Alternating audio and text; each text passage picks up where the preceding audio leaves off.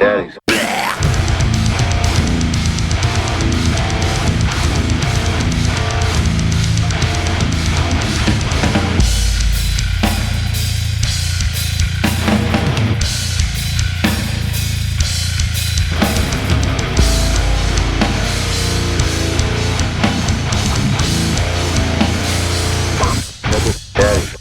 Welcome back to Death Metal Daddies. My name is Jeff, I'm Silas. and welcome back to another week with us where we're talking about fatherhood, getting older, and metal in general. Everything important. Yes, the Let's only get things it. that really matter in life anymore. Um, Right. yeah, it's been a big week for music, even some metal news as Mhm. opposed to last time. We actually have some more stuff, a lot of stuff to talk about. Before we even get into all that, Silas, please tell me, how's your week been? What you been up to? Dude, I watched Nosferatu last night and it was so sick. Was it good? I want to see it Yeah, so it was bad. awesome, dude. Oh man, Ah, it is. So it's my favorite um, of the films that dude's done, like in the recent years. Out of The Witch, Lighthouse, this one, this one takes the top, dude. And I mean, I feel like this guy is just I don't know, like kind of becoming the next like Quentin Tarantino or like the Tarantino of horror. Like he's just, I mean, it's a masterpiece, dude. Honestly, like I cannot hype this movie up enough. Like you gotta see it, man. You gotta see it. It's so I want good. to see it so bad because I do love just about all the movies How he's made. how about we stop right now and you go watch it, and then we pick up right after. Yes, 2 hours later, I've gotta go in the bedroom, say Dan, hey, what are you watching? Not important. We're putting on Yeah, Nosferatu. right. Sorry, Jensen. No Coco Melon. It's Nosferatu time. You're old enough to see this now. Yeah. Oh, and it's like it's horrifying. Like it's brutal. Like kids, no way can they be in the same room. So I like I had the went into the living room and it was like everyone was passed out and I just see the remote or Lex was just like, you could change it, and it was like on a cartoon. I was like, oh, absolutely. And so I was just scrolling Nosferatu. I was like, fuck yeah. Had to watch it, dude. It was awesome. And I the whole time I didn't even know that what's his name? Bill Skarsgård. Skarsgård, yeah. I didn't even know he was Nosferatu. Like Mm-hmm. it's crazy, man. Sorry. If I keep talking, I'm gonna start leaking spoils and stuff. So, Yeah, but I've been wanting to see that. I keep debating on whether or not to pay the money to watch it on Amazon Prime, but I want to see it so bad because I love all his movies. Is my favorite so far. do you have Lighthouse I Peacock? liked. Yeah, is it on Peacock? Yeah, it's on Peacock. Yeah, Ah, that's where I this watched whole it. time. Yeah, yeah, dude. Yeah, it's on Peacock. Yeah, I'm gonna have to watch that. Hell yeah. Hell Yeah, yeah. I know. Like I couldn't believe it. I expected it to be on like Paramount or one of the more bigger ones, like maybe Hulu. I don't know, but yeah, Peacock. And that's kind of one of my favorite streaming services, honestly. Like Paramount Plus, I feel like I'm kind of getting gypped. It's like $16 now, and I hardly ever watch it. I'll, Which one do you use the most? um, it all depends. We still use Netflix a lot. I don't know. It just depends on what we're wanting to watch. That's Because I don't true. really I have guess too it much depends on like, control. yeah. For me, whenever I have my choice, I usually go straight to Prime. But I don't know. I just kind of venture out. Usually, we'll watch Netflix for like How I Met Your Mother and Brooklyn Nine-Nine, Hulu Hmm. for like New Girl and Abbott Elementary. And then the kids just kind of run wild. They like Paramount Plus. We have Peacock. Yeah. I just don't watch that often. But we get Paramount Yeah. Plus for free with Walmart Plus, which we have that Oh, for okay. free because of American Express. So Okay. I mean, Yeah, that's it's a more of chain of a free stuff. yeah. If it's a bundle, it's definitely probably more worth it that way. Hmm. Yeah, I don't know, man. I think if I'm gonna drop one, it's probably gonna be Paramount Yeah. because I guess I was watching it for football, but Yeah. since then it's just kind of went in and out. It's like kind of getting annoying, man. Now I gotta find what games on what streaming service. It's a weekly deal. Yeah. Did that annoy you? Like I thought that was a major pain in the ass this year. In all honesty, I like it better because I'm so used to not having cable. So for me, it was easier, Uh, like, because I have all these streaming services. I just need to figure out which one it's on. Uh, if it was on a streaming service, because most of the time it'd be like, it's on Fox, it's on CBS. Like, well, I don't have those things. Um, so for me, it's a little bit easier, but right. I understand where the frustration comes from. Because I want to say they even, there's a lawsuit, I want to say, because, people were already paying for like NFL ticket, but for some reason they also had to pay for these other streaming services, especially like bars and like places where they show these things and they pay for this stuff Oh, for right. patrons to come in. So they sued the NFL's like, how are you going to squeeze this for even more money when you guys are, Yeah, no shit. which is, it is just a money grab. You're just, Yeah, Netflix is paying you so they can charge people to get more streaming services. I think that part is greedy and dumb, but no shit. Well, and then like, I mean, especially, damn it, I was right there. Oh my gosh, come on. Oh, I guess I was just sorry, sorry, man.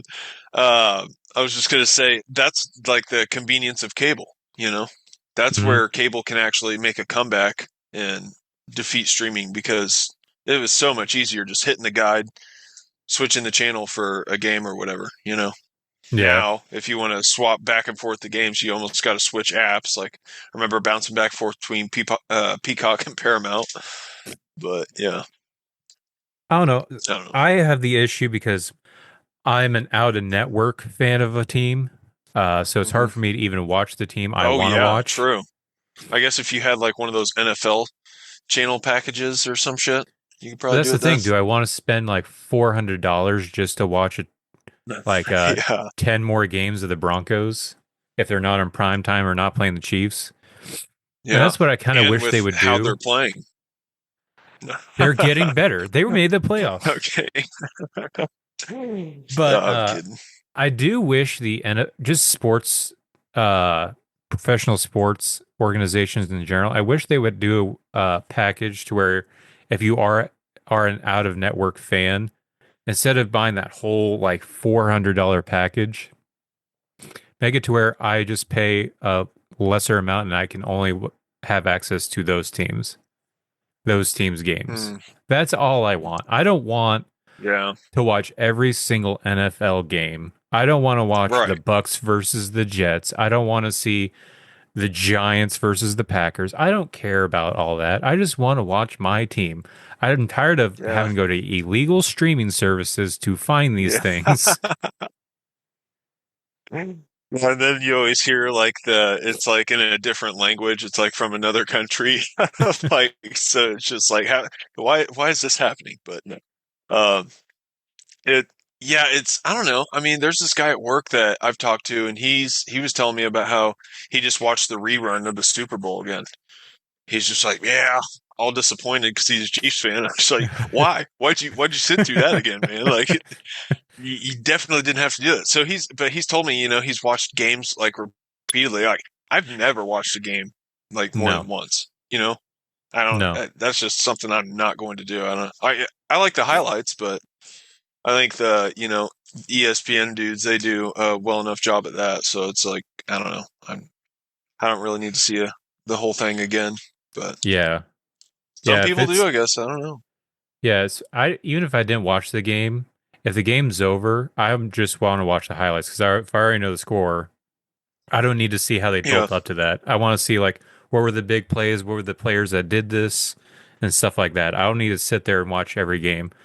Like the only time I can see that making sense is if you're like an analyst and you're trying to like write down the stats and stuff like that. But I'm an average Joe. None of Yeah. that matters to me. Yeah. I don't know. And I mean, to like about watching other teams too, I kind of like to scope them out just to see like the difference in playing styles is cool. But like then you discover the teams you hate and like just one thing about the Eagles, man, is the fucking tush push. Like I just think it's such a bullshit move. I will always bitch about that.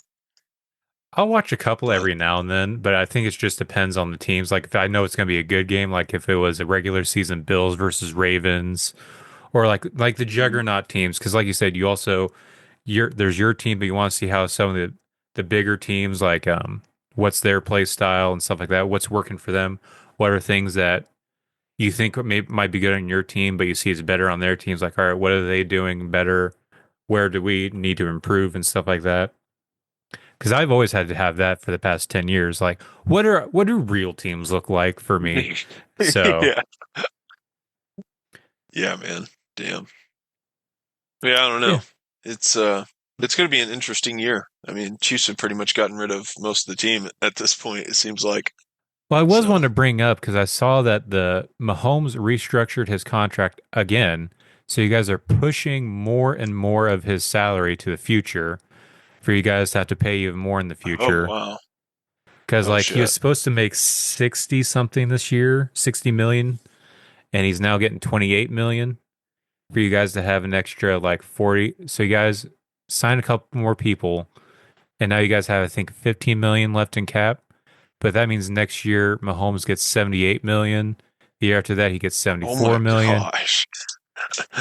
Oh geez. You guys are I kicking this can wonder. down the road. Yeah, I mean, they probably didn't think that one through, but surely they got to be making the money somewhere off that, right? You know, ticket prices were probably soaring. I mean, they're probably not going to be as high this year, but I don't know. I worry I more don't know. about cap because, and that's the thing is like, I understand you might do that if you're like the three-peat year makes sense because you're trying to Mm, push to something like make history. Why are you doing that now? yeah, I don't know. I mean, hmm. Yeah, I don't know. I mean, I think Mahomes definitely has good years left, but now it's like we don't really have legacy members. I mean, Kelsey's probably got one more year, and that's it, I'd say. Yeah, So it just seems like he's just going to be running the show. Like, I don't know, but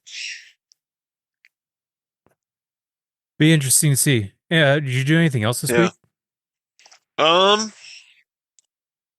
let's see. Listen to some tunes. Still waiting on my truck in the shop, man. I'm getting anxious for that to get back. Just a lot of work. Um, getting to have like a shop built or scoping out some. Like I talked to a guy about building a platform for a shop. So that's hopefully going to happen. He's got to get back with me tomorrow just to see if the city has to allow any permits and shit like that. But so that's pretty exciting because we definitely need the storage. You know, I want somewhere like an enclosure that I can work on the truck. I'm tired of doing it in the driveway. It's a pain in Hmm. the ass. Sucks working on that in the elements, dude. Yeah. But so hopefully that'll happen. Um, but yeah, so nothing too exciting, man. What about you? Not too much. I mean, Um, biggest thing was just the pain in the ass of so I don't know if you guys have been having these giant windstorms or not, but it's been pretty bad Oh where I'm yeah, at, dude. especially since we're high Oh, up on like ridiculous. a hill to where it destroyed the chicken coop, like the metal shed that they were in. Oh Like it's shit. like fully like all four walls are like apart on the ground. So the chickens are just kind of free roaming right now. But I mean they're fine. They Oh still stick man. around. They started laying eggs, so that was cool. Um, but Are they just the like laying them like out in the yard and stuff now, or? yeah, well, we found Oh. three of them in the. We have a like a wagon for Theo in the garage. That's where they Uh-huh. first found him was in this wagon. Just a Oh couple eggs shit. hanging out, and then found one in like this mini coop we have that we first got. But yeah, past weekend I was trying to. So I had an idea to where I was going to buy a bunch of wood and I was gonna like build Hmm.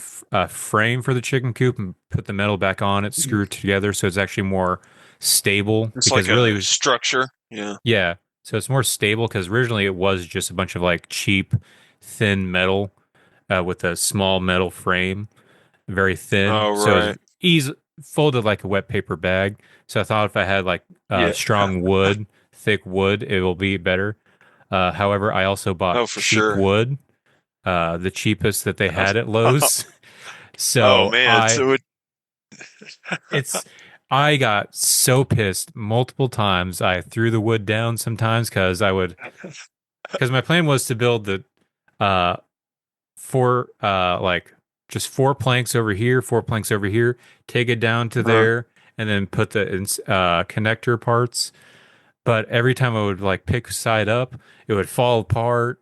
Oh, I was getting so pissed.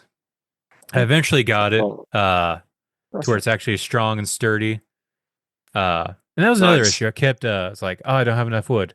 Wait another day, go get more wood. And then I got ready for it all, got sawed things up, and then I was like, where the fuck did all my wood nails go? Because I had a whole tub of it when I lived at Jeff City. Can't find it. Uh-huh. Well, got to go back to the store again to get more wood nails. Oh, that And sucks. it was Yeah, just a frustrating process, but now it's finally coming together. I built a strong enough sides. Now I'm going to get actual like uh the thick wood as the connectors. So it's coming nice. together. It's just finding time now since I'm going to be working because this is day 2 of a month long of no days off. So fun times. Oh shit. Yeah, that's tough, dude. That is very tough. Um, hey, at least you got the nails. I mean, for next Yep. time. So, I actually might need more no, because but dude, some got destroyed from the frustration and everything breaking.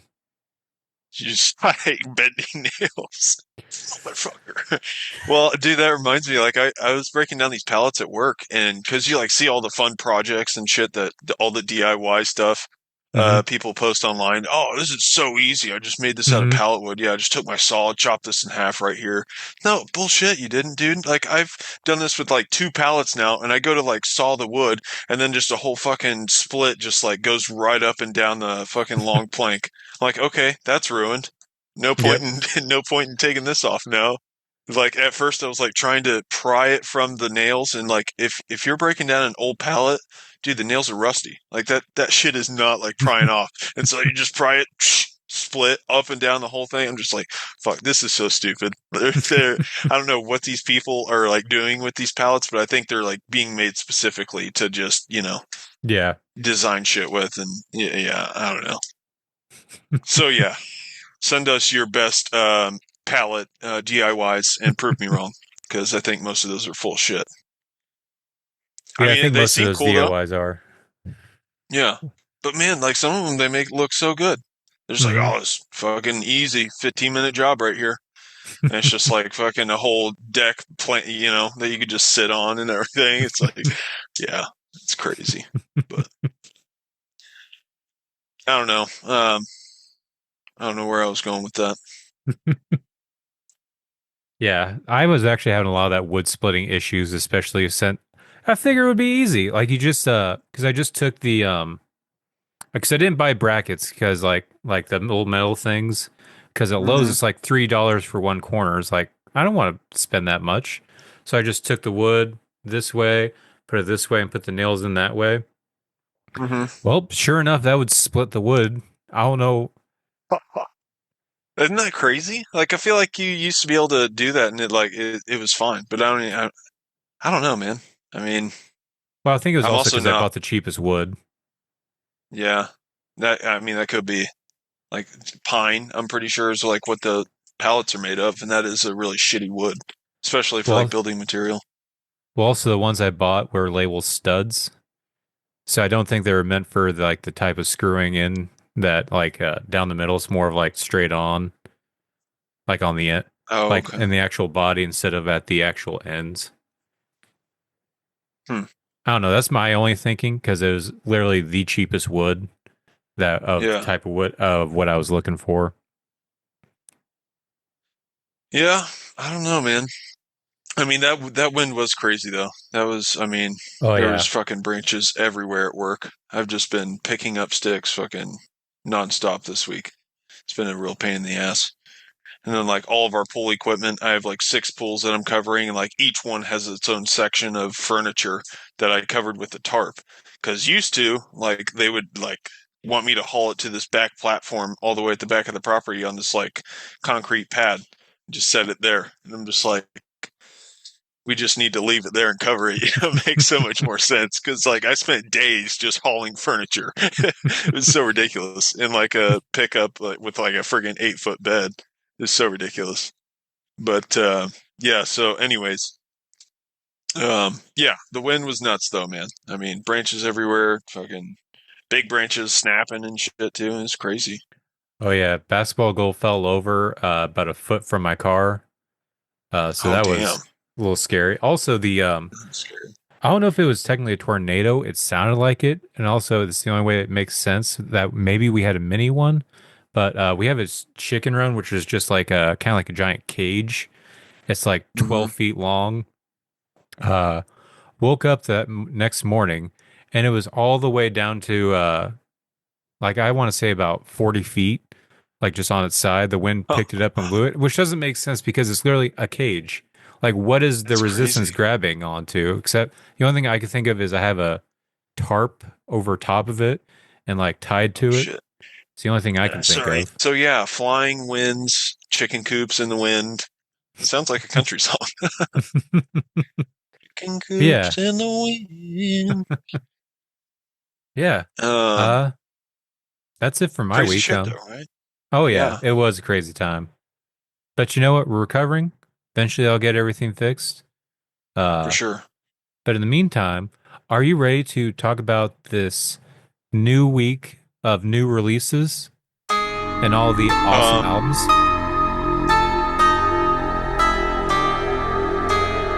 What are you guys listening to?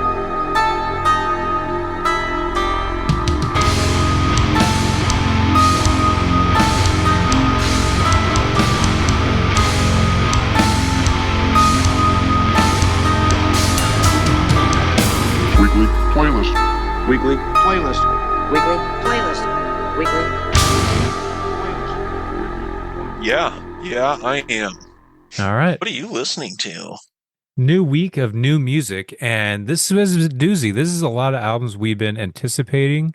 And in all honesty, after listening to a lot of this, I feel like there's also a lot of end of the year stuff on this playlist. If it's not album of the year list, if it probably be like best bassist on here, best album art, or best vocals. So there's a lot to unpack in this week's playlist, I feel. But Definitely. let's first start off with some singles because there's not a lot of singles on this one. I only put three. Let's start off with the new single by Nine Dead with their new single "Drowning." Ooh, This was the last thing I listened to on dude. this playlist, and it was fucking sick. What'd you think of this one? Yeah. Yeah, dude, this is badass. Like, and I got so excited when I heard it because it is literally like he's on par with the Mitch Lucker High Scream, Hmm. dude. Like, and if you're a fan of the Mitch Lucker Suicide Silence days, check this song out, dude, because it does not disappoint. And I feel like that connection is very, just there in the sound. So, but really cool, man. And a different growl, I want to say, Hmm. but that's just their thing. So I don't know. I've never listened to this band, but yeah, absolutely badass song, dude. Hell Super yeah. sick. Yeah, the high vocals, that's probably some of the highest I've heard in a long time. And also the Yeah. brutal ass breakdown near the end. Holy shit, Oh this was yeah. awesome. Yeah, Super sick. that's the new song by Nine Dead called Drowning. It was very like reinvigorating my admiration for deathcore. Oh, yeah. I just feel like it's very refreshing. Hmm. Even though there's obviously Mitch Lucker influence in there. I mean, I think there's got to be for him to sound like that. I don't want to just obviously pin him to that sound, whatever. But um, I think it's badass. I think it's done Hmm. really well, man. I mean, Oh, yeah. it's some of my favorite high screams I've heard in a long time. So yeah, Hmm. um, Yeah. yeah, Hopefully, this is super building sick to a though. whole new album because I would love to hear more of this because that was Oh, that'd awesome. be super sick. Yeah, man. Um, Up next, we have the new single from the UK metalcore act, Malevolence, with their new single, If It's All the Same to You, which it also looks like a Ellerin Cantor album art. I think I've already used them a couple times. Looks like that's what this Ah, is a little bit. Um, I don't know. This band is kind of hit and miss with me. I don't mind them too much. Never some I've been super into. I do like this song. Even the cleans are a little odd for me. I feel like it's not the typical like super clean, almost like a tough guy whiskey soaked uh kind of cleans. I don't mind it too much. yeah. Not my favorite, but I can get used to it better than other stuff. What did you think of this song? Yeah, it's super sick, man. I dug it. I don't really remember listening to him before, so but I liked what I was hearing. Yeah, it's kind of Hmm. like I was thinking of a band, but I don't know that it's damn, I just had it. I don't know. Yeah, it's super fun though. Very riffy. Almost kind of like psychroptic technicalities, it sounds like, Hmm. but super badass, man. Yeah. I guess they're from UK. Yeah, I want to say from the UK, mate. Good day, mate. Just Nice. them 11s, boys. Oh, and this is from an upcoming release called Where Only the Truth Is Spoken. I don't know. I think that might be going to Australia. Um, yeah. Cool though. Nice. Hell yeah. Looks like they have another song out called Trenches. Oh, okay. I guess I missed that Um, one. yeah. Yeah, I guess I did too. Yeah, this does kind of look like Illyrain Cantor. Huh. Hmm. And I want to say he did their last one's album art, which was very cool. I really liked like the deep underwater blue colors and kind of greenish. I just love Oh, I gotta Outlining check it out. Cantor's album art. He does great I stuff. do too. Oh yeah, man. Gosh, that's such a great picture. That album's called Malicious Intent.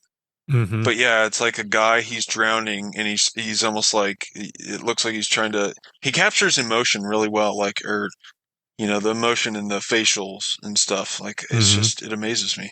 It's like panic underwater, like can't get through, drowning type shit. Really cool.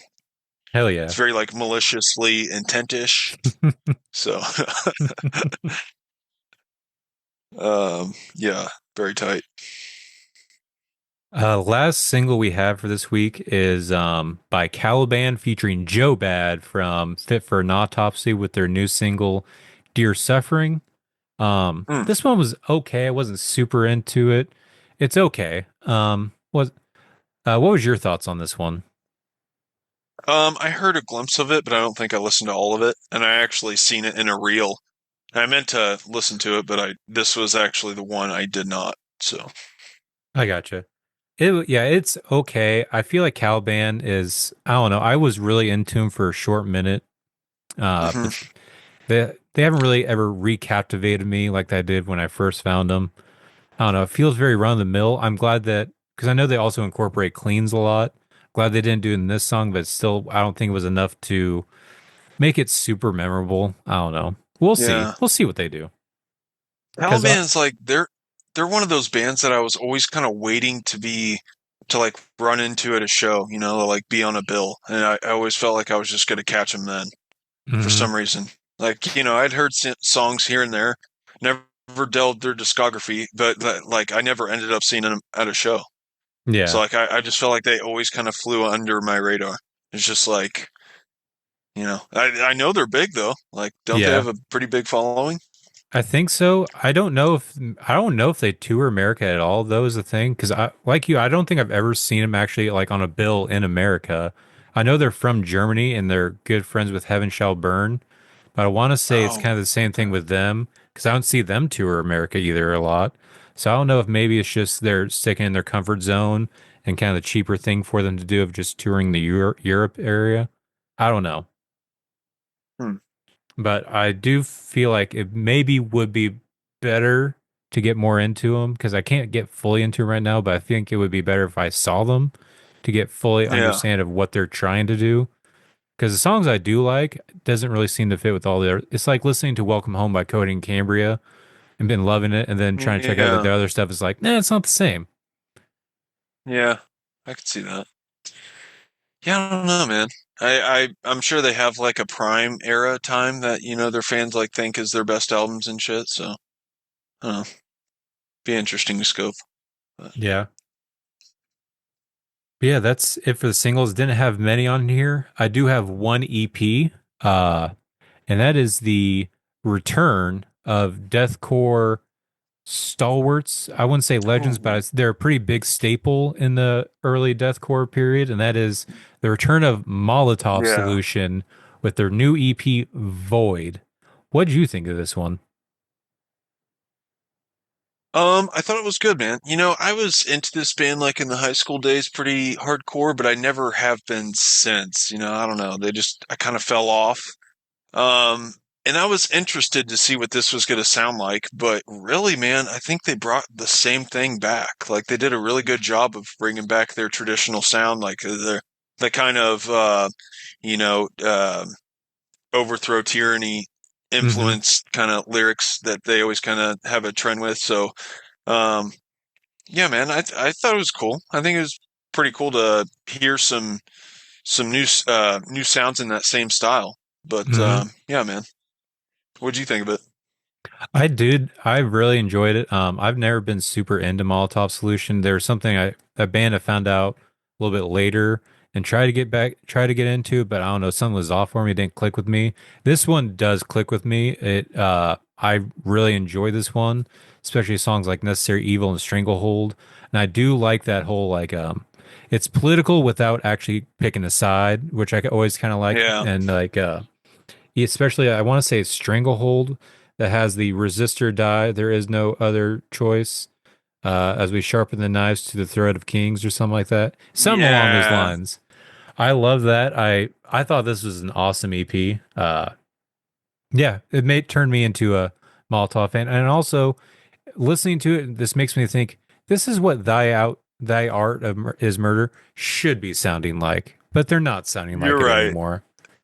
Yeah, you're totally right. I definitely got those vibes. And I kind of hate, putting them in the same can, but I feel like at this point, like, how could you not? Like, there's obviously a lot of kind of similar things going on between both bands, but that's not to say this one isn't just as good. And I'd say that this is honestly better than what I thought the last Die Hard album was, but not to pit bands against each other, Yeah. but you know what I mean? It's just like, Yeah. I don't know. There was something about that last release that it almost made me miss CJ. You know what I mean? I don't know. Yeah, something about Godlike kind of just felt a little soulless, where this one feels like it has conviction in what they're talking about, has energy, and it has like a purpose, to where the other one just felt like it was an album for the sake of an album.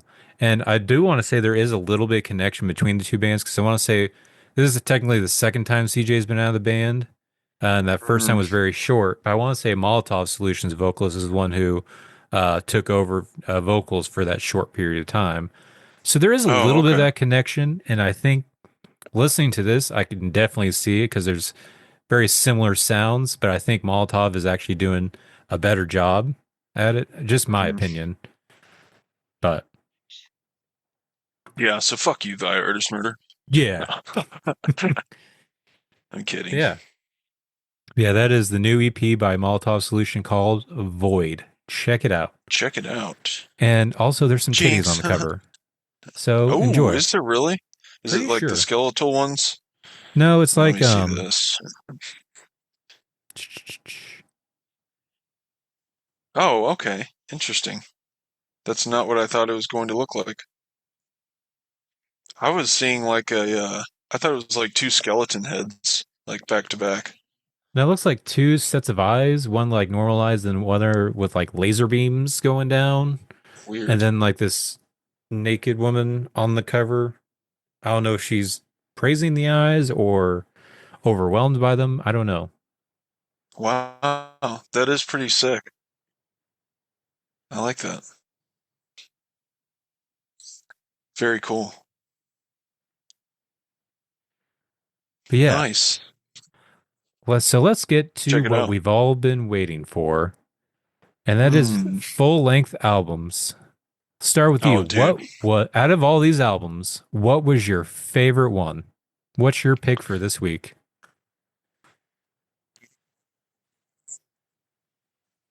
Okay. Yeah. It is going to be Throne. That who sat Ooh. upon him was death. This was a Sean wreck. Shout Mhm. out to Sean. Super sick, man. I was very, very thoroughly impressed with this, man. It's like a super techie, um, awesome, just goodness Mhm. in a can of fast. No, I don't know. Yeah, man. What do you think of it, dude? I thought it was awesome. I did very much enjoy this one too. I was a little thrown off because the album art made it. I thought it was going to be just a straightforward black metal band. Uh, Mhm. nope, it's more than Yeah, that. true. It's kind of a blackened death metal techie stuff. This was awesome, full blown force, just hit you. Awesome album. Dude, those vocals, man. Oh Like, yeah. I mean, it is such a sick tone that Mm-hmm. from a can, like, Mm-hmm. I don't know. It's nuts. But Yeah. yeah, I definitely agree on the cover. Totally looks black metal. Oh yeah. Where are these guys from? I don't know. Because this is absolutely badass. Yeah, good job, Sean.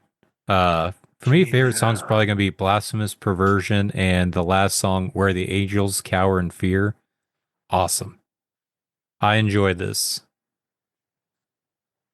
Well, their Spotify doesn't say where they're from, so never mind. Not my favorite. No, I'm kidding. Um, no, I love Disentombed. The opening, it's absolutely gnarly. You get what you're getting throughout this album. Like it's just that sick opening of that. I love the vocals, man. I can't say that enough. Human Frailty. I want to say that song was super Ooh, badass. yeah, So yeah, favorite of the week. awesome. Yeah, and that is Definitely the some new. other good ones slash interesting. Yeah, and that is the new album by Throne with their new album, "That Who Sat Upon Him Was Death." Check it out. Silas's Check pick it. for the week. Um, for Actually, I want me, to change it. who No, you I'm got? kidding. No, I'm joking. So for me, it's going to be a tough choice because I feel like this was a great week for music. I want to say I've listened to every album all the way through at least once. Some I've listened to multiple times through. Uh, Hmm. but for me, it's the album that grew on me more and more with every listen. And it wasn't one I was super excited for, but it's grown on me so much. And that is Ooh. Gold Star by Imperial Triumphant. Oh, The more I listen of to this course. album, the more I fucking love this album. This is Really? Man. so I'm gonna say this. I got into this band in Alphaville. I thought that was like awesome. Uh-huh. The previous album, Spirit of Ecstasy, I thought it was good, but it was too much of the chaos. It was a little too heavy on that. And I feel Mm. like that's what this band sounds always been, just like very heavy on the jazz, very kind of free range. To where this album, there's still jazz, but it tightens it up more to where these songs here have the most normal song structure than they've ever done before, and I think it pays off for them very well. I want to say I even got some Evangelion vibes a little bit in like the opener of I Am Mars. Um, Yeah. I really enjoyed this one because So the first and even the flow of this album is great. So it starts off with "I Am Mars," then "Gamora Nouveau," then the single we went over with Lexington Delirium featuring Thomas Hake, who does do the spoken word. Hotel Mhm. Sphinx opens Oh, up okay. with some awesome tapping and surprisingly funny music video. Where the whole music video is them as little toys, just riding toy horses and playing shows. And the funniest part was there's a part of the song where everything stops and it's just this piano, and that's in the video, and it's just piano, and then you see these tiny toy hands just. But then it Wow. gets into a nice break in the album with two kind of short back-to-back almost instrumentals. The first one's New York City, which is just pretty much a grindcore song, just featuring Yoshiko Ohara, just like Hmm. screaming as loud as they can during this grindcore pretty much part. Gold Star sounds like a commercial from the 1950s, almost like a BioShock vibe going on in this. Okay. Then Rot Modern, uh, almost a borderline breakdown near the end, but as Imperial Triumphant do it, so awesome. Pleasure Dome featuring Dave Lombardo, who does this weird, like kind of like an samba style drum solo, like weird break in the middle. And then Thomas Hake again does another spoken word, and then it ends Hmm. with the longest song, Industry of Misery. I love this album. This might be something in top end of the year for me. What do you think of this album? Well, I thought it was a fat heaping pile of steaming. No, I'm kidding. Um, no, actually, no, I don't know. I feel like they're on to something because, like, there was one of the songs that really stuck out was Gamora Novo or something, Hmm. however you pronounce that. That actually was pretty sick. Like, it was, I think, the most tangible from what I heard, but I don't know. It's just so weird. It's just, I don't know, man. It's like, it makes me anxious. It makes me stressed out. Hmm. Like, listening to it, I don't know. I feel like I'd just be watching it, and like if I watched this live, I would just be stressed the whole time. I would be biting my fingernails while I watched this band play. It's like, oh my god, like what the fuck is going on? You know? No, I don't know, man. I mean, it's cool, I guess, but I can't. I don't know that I got all the way through it, and I I don't really gotcha. know what song I made it to. But I gotcha. Even if like I said, this would probably be on my end of the year list. If not for like on the top 10, at least the bassist is probably going to be on this mentioned because this is just a three piece going on. So the guitarist will oh like, he's wow, also the vocalist. So the bassist is actually doing a lot of work, and you can tell because he's at a lot of the driving force, a lot of that thumping going on, a lot of weird stuff. that Hats is off true. to the bassist. But yeah, that is the new album Gold Star from jazz, black metal jazz, whatever you want to call it, band Imperial Like avant Triumphant. garde. Yeah, it's Is there? weird. Yeah, no matter what, I it's weird. It's interesting you mentioned the jazz or the bass. Like I remember definitely like hearing almost like a Primus type shit in Hmm. there. You know, it was so weird, but I can't quite pinpoint it. It just sounds like super bass heavy, um, but interesting. I would be interested to see them live, but the vocals is I think what really got me the most. That's like what I missed. It's that very Behemoth early style Hmm. super deathy type. Like that's what I want, you know, Behemoth to sound like now. You know what I mean? Hmm. But I don't know. Yeah, Beggars can't be choosers. I think the bass part you're probably talking about was probably in Pleasure Dome because I want to say the bass is like the rest of the band's still playing, but I want to say he pretty much almost does like a bass solo right before the Dave Lombardo drum solo because I Hmm. remember that specifically was sticking out. But yeah, those are our two top It is picks. it is a What's cool up? cover. Oh yeah, It's it's pretty sick.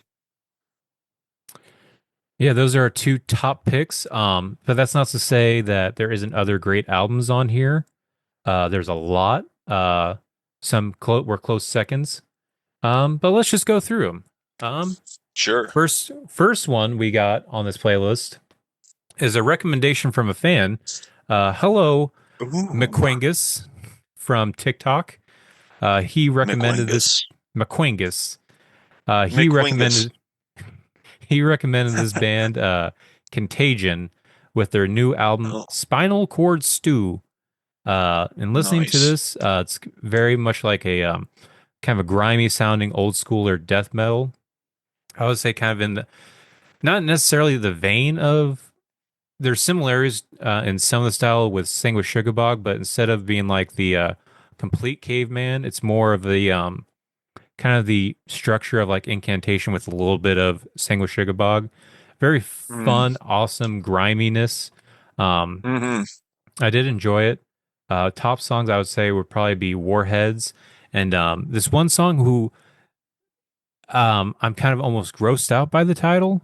And I think it's just a weird thing for me.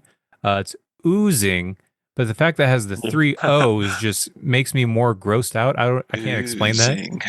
Also, so it's oozing pus, but I can't tell because there's an extra S at the end. Because I'm pretty sure pus only has one S. So is it oozing puss? Yeah. I mean, maybe. Oozing puss. I think it could go either way for a band like this. Yeah. What were I your mean, thoughts on this one? I dig it, dude. It's uber gore. I mean, I think that's pretty abrupt from the Hmm. get-go. Like super gore, brutal death, but super sick, man. I dug the album cover too. I thought that was pretty gnarly. Yeah. But yeah, man, Spinal Cord Stew. I love the titles too. Yeah. Spinal Cord Stew, sick.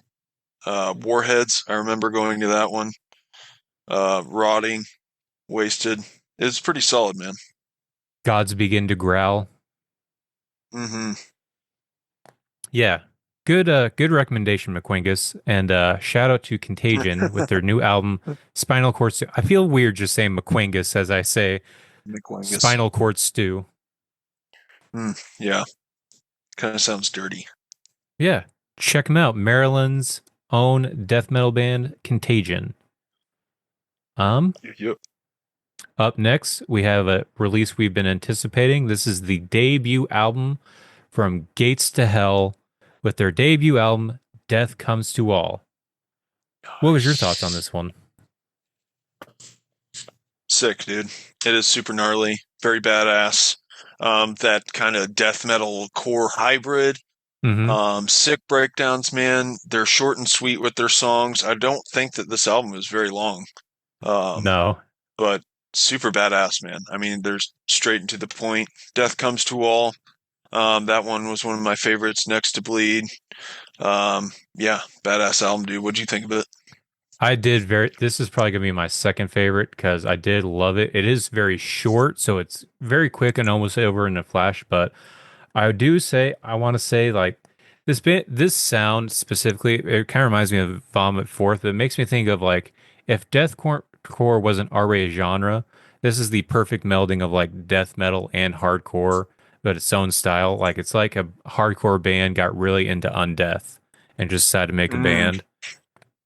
But yeah, top songs for me is probably going to be A Summoning, Next to Bleed, 21 Sacraments, Craze Killer, which was that single we did a couple weeks ago. This was an awesome oh yeah. album, a blast, and I'm glad that this band is coming out with music. I hope to see more. Yeah, that is Gates to Hell, Death Comes to All. Check it out. Support these youngins. Yeah. Up next, we have kind of like a legacy act, a band that's been around for a while. Very big band, and that is The Screaming of the Valkyrie by the legendary extreme gothic black metal, whatever you want to call them, band Cradle of Filth. The Vets. Yeah, this is their 27th album. Holy shit. I would think. not be surprised. Is that No, actually I'm kidding. No, I don't think it's that many. I mean, maybe. I don't know. Not only do they have like a shit ton of albums, but do like they just started making like 10 song albums, 10 or 12. Like it used to be like 20 something, I think. Yeah, they It's obnoxious. that's why I'm glad we have not talked about doing one of their album rankings because that is I'm a kinda too lot of scared. music. Yeah. Like, oh my God. Listening to Cradle of Filth it'd be 2 weeks. You'd have to like do 2 segments. Yeah, that's something we're gonna have to plan out in the future. To Yeah. where it's like, all right, we need about a month to listen to all this shit. This is a lot, and even then, somehow be able to retain all that. Like, this was my thoughts on this, and that's a lot. Man. I mean, if I think it's hard to write one song, like, dude, Danny Filth has just got to be a fucking vault of shit. You know what I mean? It's crazy. Well, also, it's not like any of his songs are short, and it's not. I don't even think he Yeah. really repeats things that often. He's spin at fire. That's a Yeah, lot of very lyrics. vocally. Yeah, dude, tons of vocal work in that band. It's nuts. Dude, blows my mind. Yeah, But yeah, man, this album I really liked. I think that like that song I keep going back to Live Deliciously. Like at first I didn't think it was anything special, crazy, but the more it just kind of like repeats in my brain. It's almost too easy to repeat. You know what I mean? It's one of those Yeah. songs, just kind of like get you sucked in once it touches you. But no, touches your ears. Um, but I don't know. Yeah, it was catchy. I don't really think I stuck a lot, with too much of the rest of the album. Malignant Perfection, I think, is another cool one. But yeah, I think the first song is probably my favorite on this. What'd you think of it, man? I do think like this better than their past couple albums, like especially Hammer the Witch. I do think it also eclipses their previous album. I forget what it's called. It's the one with like the aliens and the red stuff, but I wouldn't say Oh, it's like close to like it's not up to par with like their classic stuff like Cruelty and the Beast or my favorite Godspeed on Devil's Thunder, but it's still very good. One of the better things they've come out with. I do love the opening track to Live Deliciously. I also love the second track, Demagoguery. I do think it, after a while, I do get a little bit bored. It does pick up back up near the end with Ex Sanguine Draculae. Um, but all in all, I am happier with this release than I have been with their previous few releases. Um, yeah. I think I agree with that because, like, I remember I liked hearing that, like, he's kind of still sounding like old school Danny Filth. mhm. And I didn't really pay attention enough to the last couple releases, but this has been the first one to kind of catch my attention more than the other ones. But Mhm. yeah, I thought it was really cool, man. It's Yeah, entertaining. yeah, they're coming back. And in I all think so. honesty, this also kind of makes me somewhat more excited to where if we do go to that Dying Fetus show, maybe also go Yeah, to see it for Cradle of Filth. Makes me a little bit more excited to sure. where if they do play new stuff, I wouldn't be super like, oh, they're just playing new stuff. Like, they're playing some new stuff. That's cool. Yeah. Yeah.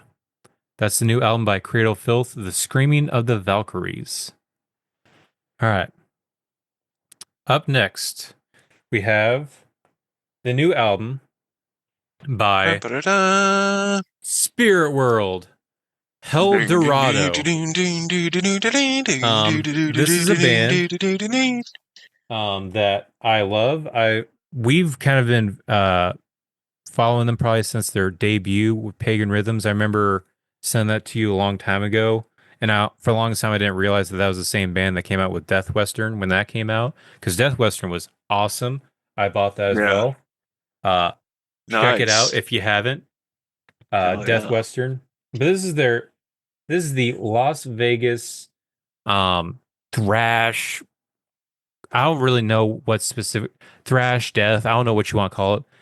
Las Vegas Punk, death thrash punk metal I think. band. I don't know. Yeah. With a cowboy theme.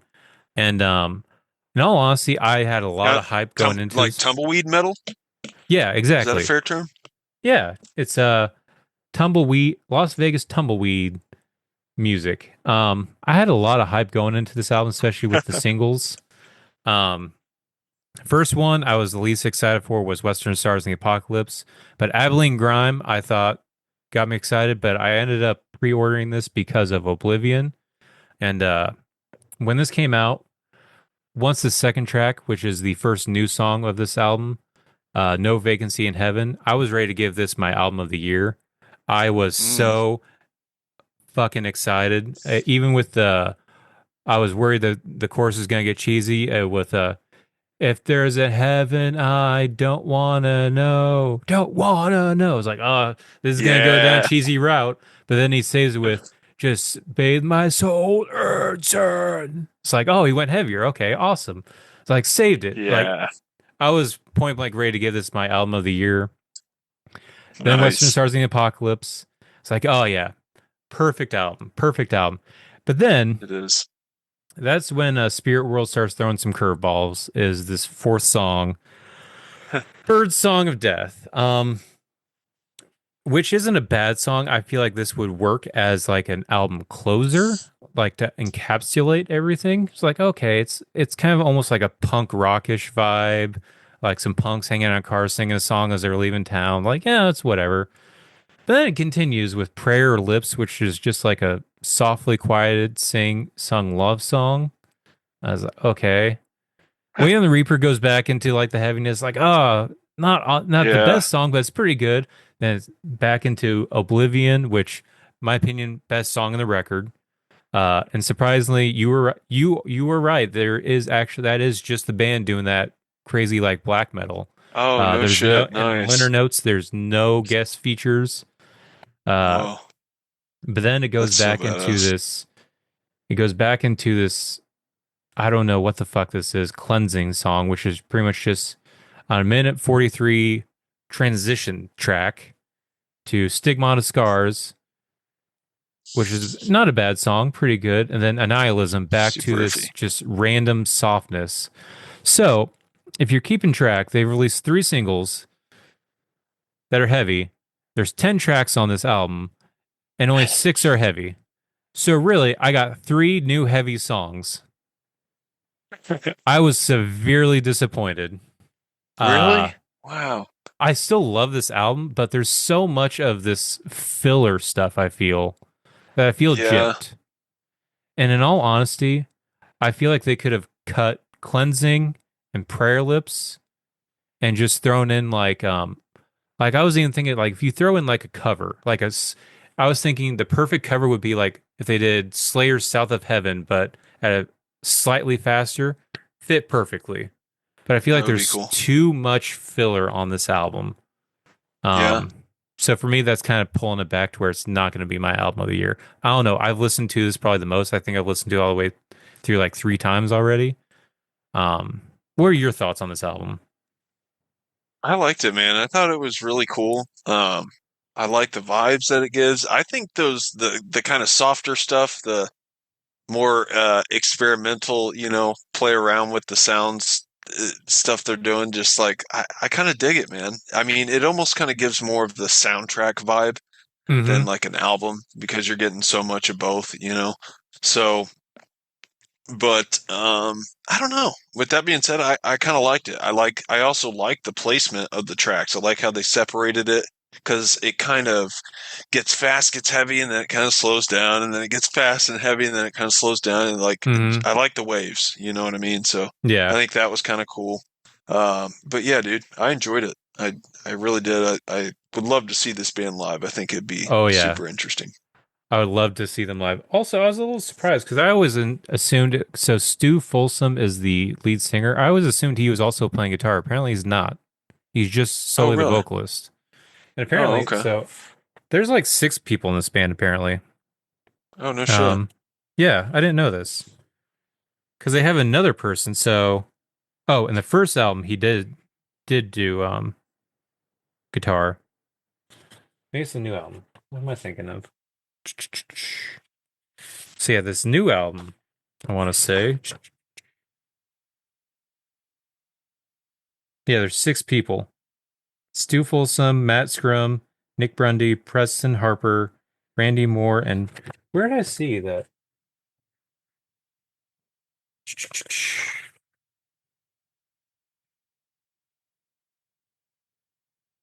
Oh, here it is. It's at the bottom.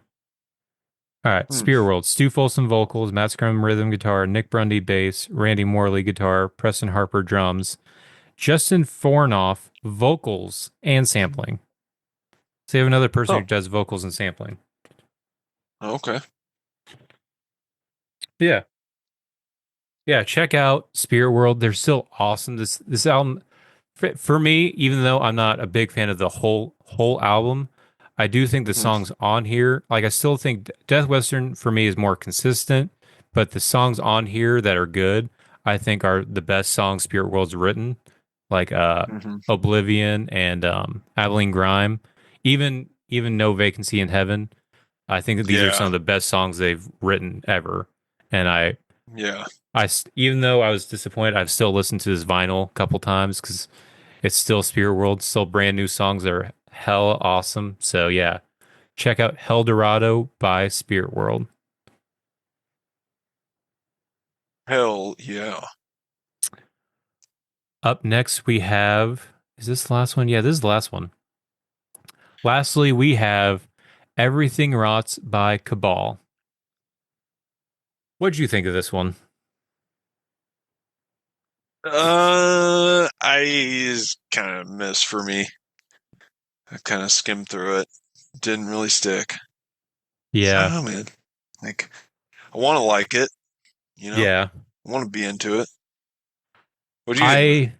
I very much had the same vibe. This is a band I really want to see succeed because you introduced me to this band with their debut EP. I think it was even just their very first song, Innocent Blood. Oh, so And I good. love that EP. Forget what it's called, but that whole EP was awesome. Uh, and it kind of got me back into deathcore because I kind of drifted away, but very cool deathcore sound and vibe to it that I loved. Mhm. Even their debut album, I didn't think it was as good as the EP, but I thought it was still pretty good. Second album was I Stopped Caring.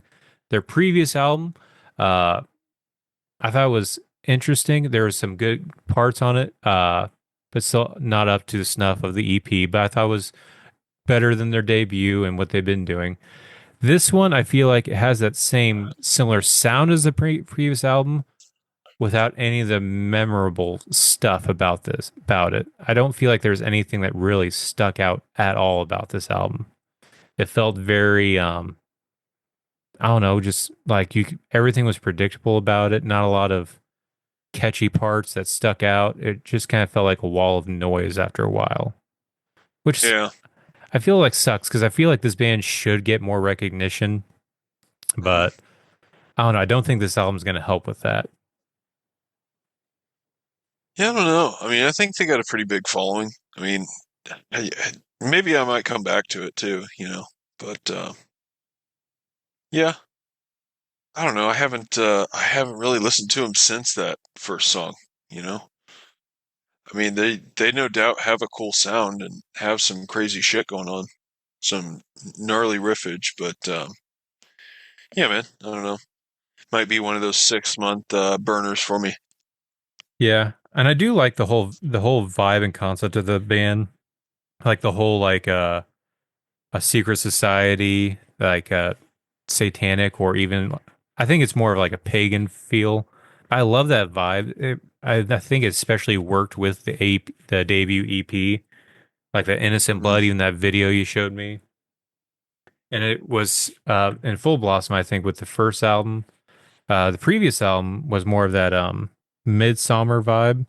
Because I want to say they just watched it, and that was pretty much the whole vibe of the entire album. Hence Oh, all the really? flowers and stuff, which I thought was pretty cool. Wasn't it my favorite vibe? I think it did kind of fit. I'm glad they didn't stick with it though, because I don't think it's a concept you can really keep going. But I like at least like the whole vibe of Cabal, because that's pretty sure that's what Cabal, the name of the band, is supposed to be, is a secret evil society. So I like that. But this one, I don't know, it just felt lost. I don't know. Yeah. But yeah. Yeah. Wow. Way to suck, But Cabal. But yeah, if you want some new deathcore in your life, check out Cabal's new album, Everything Rots, and form your own opinion on it. Maybe you'll listen to it and say they don't know what the fuck they're talking about. This is awesome. Yeah. Go ahead and do They're it. Check them out. total smarty pantses over here. Yeah, yeah. Other than that, that is this week's brand new playlist. I don't know. Is it for me? There's a couple albums on here which will be on my end of the year. Is there anything that you think is sticking out to you? I know Um, Brown was your favorite. Is there anything that you think might be sticking out? I don't know about end of year possibly. But no, I mean, I think not really. Next release I'm really looking forward to is Cytotoxin, man. Yeah, I was kind of thinking that was this week, but when does I that don't come think out? so. I don't know. Let me Goog real quick.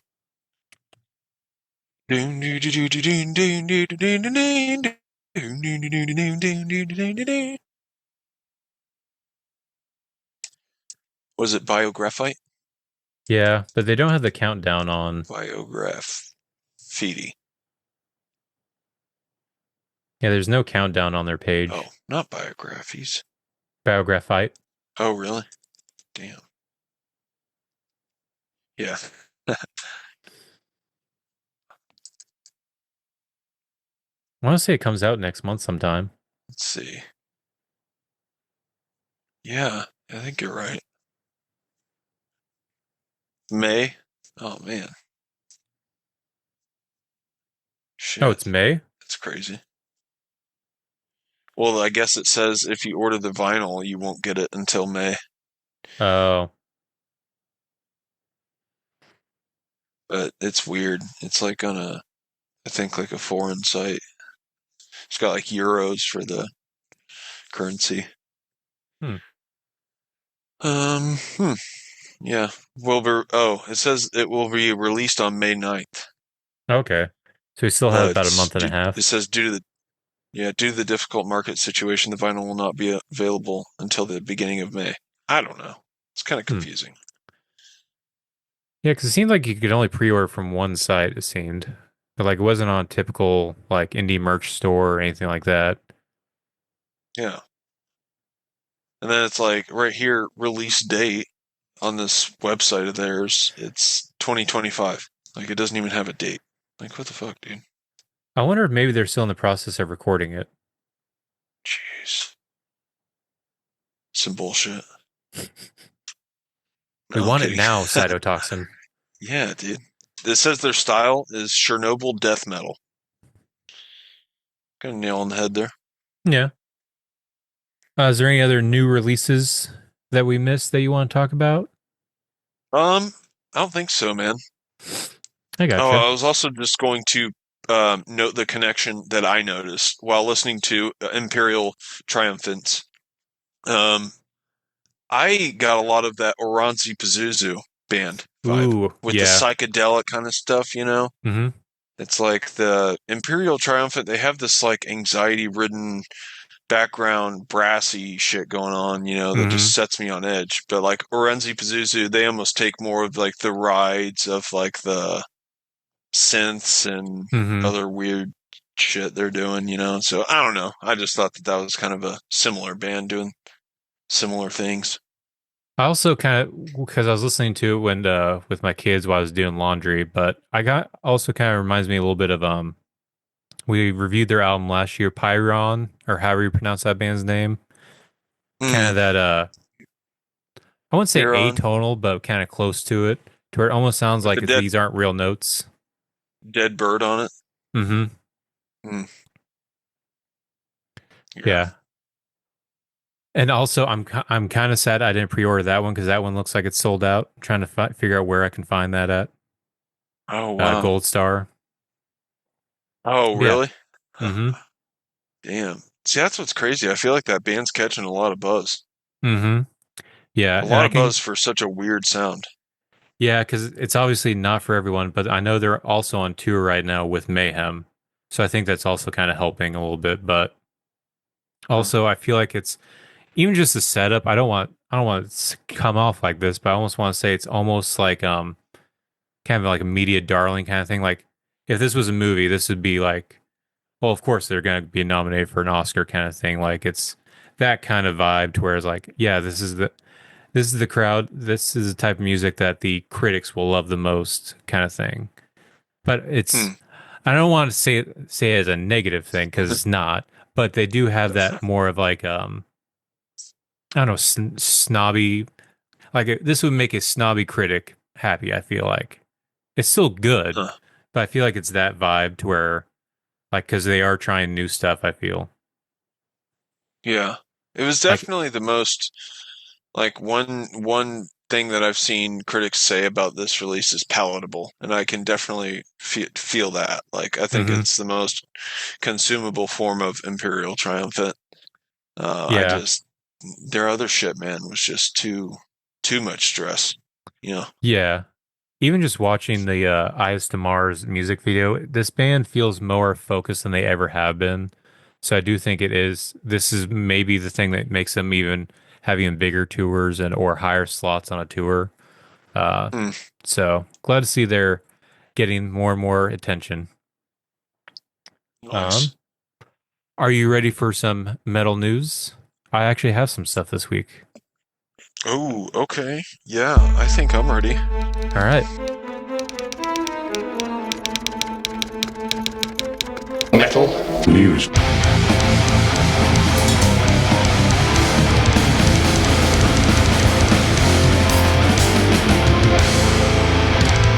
Metal news. Hot off the What press. news are you watching? So, kind of like a similar to the Oceano tour drama, but this isn't really drama. Just a lot of tour updates to one tour.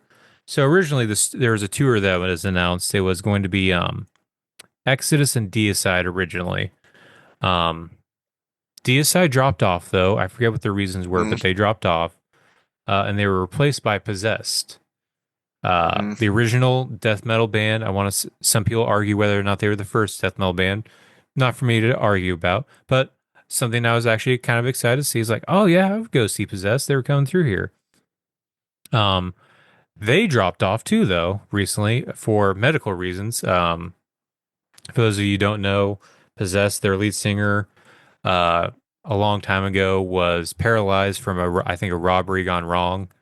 So he oh was working shit. somewhere and he got shot in the spine, so he is in a wheelchair. Oh So no. the medical reasons I can see being an issue. So they dropped off. So now Yeah. this new tour is going to be Exodus and fuck, who was it? Now I had this news lined up. God damn it, Ex- Jeff. Let me see here. no. Hmm. Yeah, Havoc. Oh yeah, that's right. I seen that. Yeah, Havoc has replaced Possessed and Deicide. So since last week, the tour was announced, Deicide drops off, Possessed was announced as replacement, Possessed drops off, and now Havoc is touring with Exodus, coming to a city near you. Hmm. So instead of two bands, you just get one. What do you- I mean, I'm not as excited about it. I don't mind Havoc, but I mean, I was seeing Possessed got me excited. Hell, I might even go see Deicide again. Um, I don't know. Havoc and Exodus doesn't get me as excited. They are coming near here I to want to say I Oklahoma listened to City Havoc and Kansas City. for like a hot minute. Like I was on him for a good run back in the day. But I don't think I've listened to him since. Gnarly thrash though, from what I remember. I want to say if it's the band I'm thinking of, was that the one that released? It was in like the COVID year because I want to say that was like a big year for thrash bands.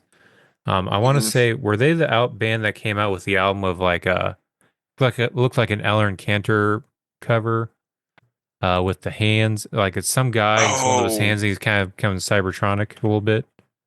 You know what I'm talking about? yeah, I think I do. Because I really like that album. Yeah, it is them. Okay.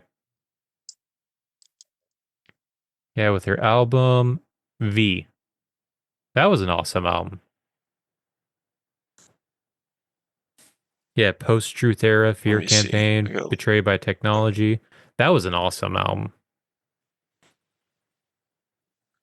Yeah, I think. Gosh, why can't I get the fucking cover, man? What's that album called? Just called V. V. Oh yeah, okay. Yeah, man, they are a badass thrash band. Yeah. That'll be tight. Yeah. I haven't listened to a lot of Exodus. I don't know. I'm not real familiar with Possessed even either. Possessed doesn't have too many albums. They're very, very, especially their first album was very raw because it's kind of like because it was before Death, but it was heavy thrash, and it was also featured Larry Lalonde, who was Primus's guitarist before he joined Primus. Very Oh, okay. kind of chaotic, especially the riff in the opening track, The Exorcist. Very weird abrupt changes even mid riff, but it's a fun listen to. If you really just want to figure out X or Possess, I recommend their newest one, because I feel like that's the more catchy version of Possessed with the song No More Room in Hell. Um, Okay. yeah, I recommend Possessed. They're pretty good. Nice. Um, Other metal news. This one is more in line with drama because uh, the hardcore band Gel has called it quits. Did you see this news? Oh, I did over like a creepy band member, right? Yes. So the band Gel, I want to say it's 4 or 5 members. 2 of them are female. Kicked out their guitarist, and I don't know if after they kicked him out they found out all this stuff. But apparently they kicked out their guitarist, then made a statement that not only are they kicking him out, they're dissolving the band because apparently this guy was not only stealing their money and like was severely abusive in the band, like emotionally and mentally, but he was also Hmm. stealing, like taking naked pictures of them. I don't know if he like stole from their phones or something and like selling them Wow. What the fuck? That's crazy. Yeah. to the point where I guess the band's like, I don't want to even be in this band, even if he's not in it. Just kind of like, no, I'm done with this. Yeah. So the band Gel Wow. is now no more, and I want to say they were even going on tour soon, but they're no longer a part of that. So Gel is no more because of a creepy weird guy. I think that's the first allegation news of 2025, right? I guess so. I Yeah. don't know. I feel like there's going to be more. Yeah. There Oh, has to be there's more we definitely haven't gonna be talked more. about. Yeah, yeah. It's I probably feel true. like I feel like Google's caught on to it so much where you can type in a band and there'll be a Google suggestion of band controversy. Yeah. Like Yeah, right. I've even tried this like, wait, this band has controversy and nothing pops up, Yeah. but it Right. automatically pops up like, are you looking for this band's controversy? Yeah, you like type in the band's name on Google and the second word suggestions in the list, it's like problems, controversy, Allegations. allegations, killings, murder. Uh, that would be nuts. Just anything you type in Google, the secondary word searches are just gnarly. I bet we could even make that into a game. Name a band, I bet I could get Google to populate controversy or um, something. Let's do I mean, Havoc. Diddy, obviously, but yeah, Here we go. it's, Even with Havoc Band, it is the one, two, three, four, fifth suggestion. is it really? Havoc Band controversy. Oh my gosh, that's crazy. See, I actually got pretty legit search here. I'm using Microsoft Bing though, but this Oh, is Havoc band merch, tour, logo, members, wiki, bio, songs, lyrics, albums, videos, bands. Uh, oh, Pretty true to, that I guess. That's cool. But that's crazy. yeah. That's funny. I think that's all the news I got. I want to see there was more, but those two are the ones that kind of stuck with me that I wanted to bring up. But yeah, that's all I got for metal news. Do you got any other metal news? No, that's it for me. There was some recalled beef sticks sold at Costco that might contain bits of metal. Oh, was it Chompstick? Yeah. I did see that. Get it, metal news. Sorry. That was really Oh, dumb. You might need to cut that out. no, I'm leaving it in. Um, there was one more piece of metal news. I don't care that much, but it's falls under the purview, and there might be people who listen who care about this. But the band Sleep Token has released a new song, or teasing a new album, and I've even announced an arena tour in the U.S. which has already sold out. I've seen that. That makes me not want to like them. Like, is that crazy? Is that kind of weird? I don't know. I feel like how this band blow up this much? I don't So I know. feel like I didn't hear about them at all until Take Me Back to Eden came out, which is Yeah, what, 2 or 3 years ago. I still can't get into them, man. I don't know Mm-hmm. what it is. Maybe I haven't given them the fair chance. I don't know, because I even listened to that new song Emergence, Hmm. and I don't get it. I don't understand the appeal. It was very, because I want to say it was even borderline hip hop ish. And it even felt like, did they forget they were a metal band and they just put random chugs like 2 minutes into it and then back to I don't know. I don't get it. I I don't just either. don't get it. Yeah, and the whole mask thing, I guess I think that might contribute to why they're so popular. It's because they're, got the mask mystery going on. Ooh, I don't know what he looks like, but I know what he sounds like, I don't know. And I also think there's also the whole like sexual attraction. I think because I see that the most when it comes to Facebook, like all the how hot he is because he always has his shirt off and he has all this black paint on it. So Yeah, like chiseled like black paint, like yeah, 8-pack. yeah, It's and so then ridiculous. and it's the music I've listened to. It always sounds like it's borderline is kind of like sexual, kind of like how Deftones is. Um, but I like Deftones more. But Yeah, because I don't get how this band is so popular, but the band that seems like they're stealing from the most, Deftones, has never been that popular. Like I don't think Deftones yeah, does arena tours and sells out in a week. yeah. That's pretty nuts, man. And it wouldn't be that big of a deal to me if I didn't see them getting even more recognition. Like so for example, I saw something and I couldn't believe it. Their band Take Me to Eden won Metal Album of the Year. I forget which award. I think it was like Metal Hammer or NME. It was like somewhat of a legit like metal uh media thing. It won Hmm. that album won Album of the Year 2 years in a row. What? Oh, Exactly. come on. How? Yeah, that's some bullshit. That's If it's ridiculous. eligible for 1 year, it can't be eligible for another year. That doesn't make sense. Yeah, that's like award fucking 101. Yeah. It's crazy. I don't know, dude. I don't get it. I mean,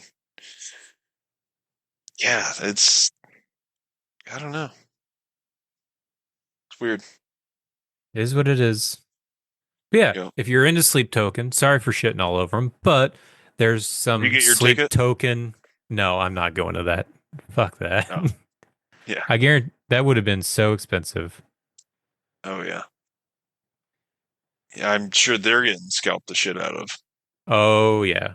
I still don't get how are they selling out arenas? I don't understand that. I don't know. That's fucking nuts, though, man. I didn't realize they were that popular. It's pretty crazy. Yeah, I guess even they made a big deal because I guess someone who was on the Joe Rogan podcast wore a Sleep Token shirt while he was being interviewed too. I don't know. Oh, really? I didn't even catch that. I don't know. Oh, speaking of that, back to this kind of goes back to your the whole like we're influencing the culture thing. I've been seeing more Oh, and more yeah. people talking about something I said a couple episodes back, and even I think the band has even said something uh, about spirit box being industry plants. Has been I've been seeing more and more to where even spirit box themselves have said something about it. Have you even About seen being this? in. No, I haven't. About being accused of being industry plants. Really? Mm-hmm. I even saw someone trying Wow. to like justify as like, if you think they're an industry plant, you have no idea about the about Stringer and LaPlante's metal careers back in Montreal growing up. It's like, okay, they could have had a big following in Canada and like the underground. However, in my opinion, the bigness of Spirit Box, and if they had like this huge underground following, why was I Wrestled a Bear Once nowhere near the level of Spirit Box's popularity? Like there is a True. gap. Yeah. Well, Not and you would saying they're even industry think plans, but you would think that, Spirit Box fans would be obvious fans of the Hail Mary album because I Mhm. mean she sounds damn near identical. It's just mostly Yeah. all screams, but um, yeah, I could definitely see it, man. It definitely sounds commercial. Just listening to it. I think it's like kind of annoying that like the the dude and whoever she's with in the band, how they're always like huggy, Mhm. like kind of just too real close on each other in photos. It's just like I don't know. It's like a little too much PDA. You know what I mean? Like, come on, you guys are a band. Be professional, please. Well, even because they were in the band together in I Wrestled a Bear once. So you think like if people want to say like no, they had their underground thing like, and then they met to formed Spirit Box together, but they were also both those members were in I Wrestled a Bear once. So Oh that wow. same thing should apply to because Yeah. I think that's how she met him. I'm assuming, Okay. but I have that slight feeling of industry plantitionist because I remember there being a shit ton of merch coming out and like expensive ass merch coming out, and I think they only had like 2 or 3 songs out at the time. And I thought, who the fuck is Spirit Box and where are these? I want to say they even like sound like this like cube thing that just had Spirit Box around. I think you put it on like a light. I don't know, it was like 30 or $40. I thought it was an actual Spirit Box, like an actual like Uh, ghost hunting thing. It's like, oh, you that's could. fucking awesome. Spirit Box band coming out with an actual Spirit Box, fucking cool. This is a spirit catching box. Oh, that's Which also, hilarious. if Yeah. your naming your band is Spirit Box, maybe play into what a Spirit Box is. Like have some Yeah. spookiness, and even Yeah. It's like almost like a AI generated name, right?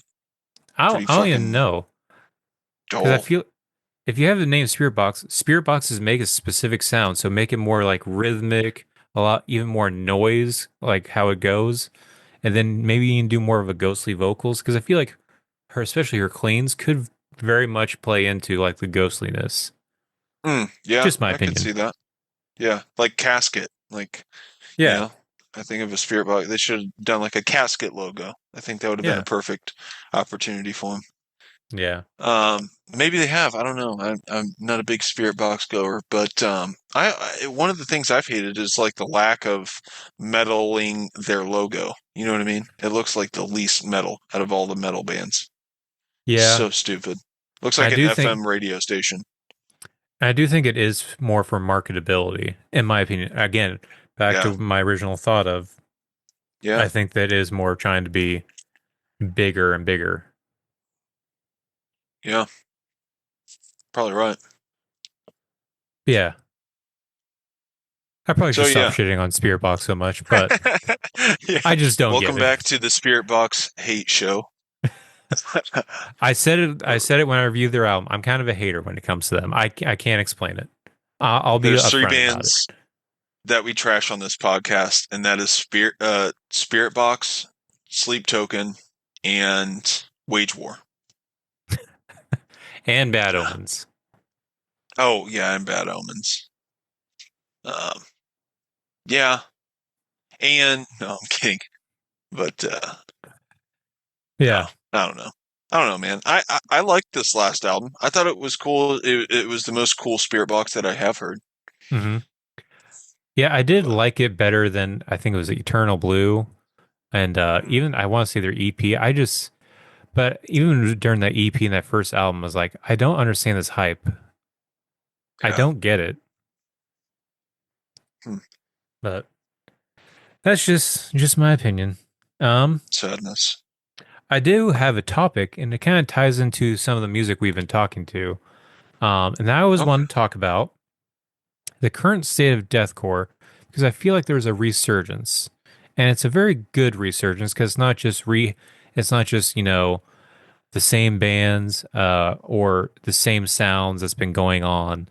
Are Hmm, there's more bands that get more popularity, but it feels like to me there's becoming a lot more variety when it comes to deathcore. And what I mean by that is like, yeah, you mentioned it with the Gates to Hell band, uh, hmm. kind of kind of taking deathcore but making it kind of their own, to where it is more of like a old school hardcore, like almost like Gorilla Biscuits, or even First Blood meets like Undeath or Sanguine Sugar Bog. Then you also have these other deathcore bands there's an influx of kind of doing more of the old MySpace style, kind of like we when we reviewed Crucifixion last year, Mm-hmm. or I want to say Girl of Glass is another band that's doing a similar thing.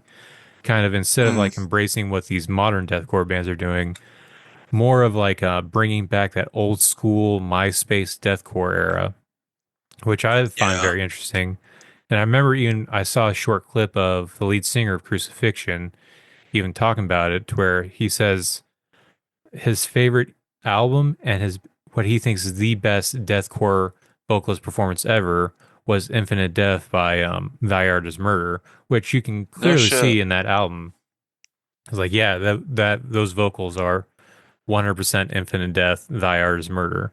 And I just feel like deathcore is kind of having that resurgence, and it's kind of, I know there's always been, especially with death metal, there's been a little bit of like deathcore isn't real metal, or that's for poser stuff, but I feel like it's becoming more and more acceptable to like deathcore, and especially with these refreshing additions to deathcore. What are your thoughts on deathcore, state of deathcore nowadays?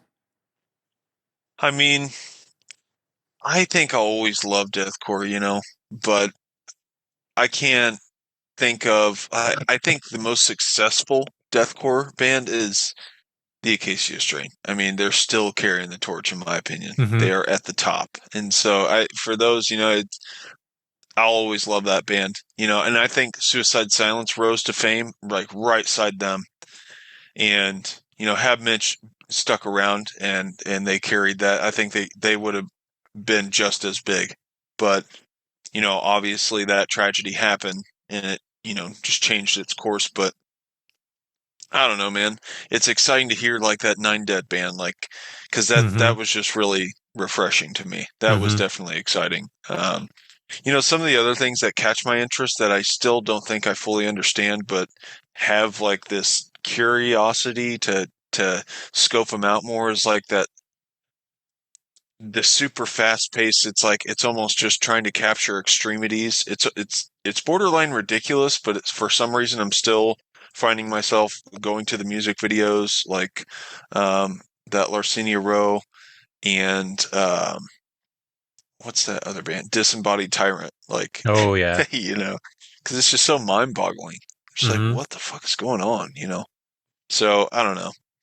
I think that's kind of fun. I'm really interested to see where those bands go and take that. I don't know that I'm quite on board with what they're doing right now, but I think that they have something that could be really cool in the future come out and Mm-hmm. shit. So, um, yeah, man. It's I don't know. I remember just saying on an episode last week or two ago, like, yeah, I don't know if bands will ever be as big as they have been. Like, I know what I was meaning, but at the same time, it's just like, dude, there's always new shit coming out. Like, there's always going to be stuff that comes out and that makes it to the top. So it's kind of foolish to say that, but I'm also just kind of like, find myself listening to the same old bands sometimes a lot too, and I think it's good to refresh the palette and stuff like that, just so to kind of keep up with what's breaking and what everyone else is keeping jamming to these days. So Mm-hmm.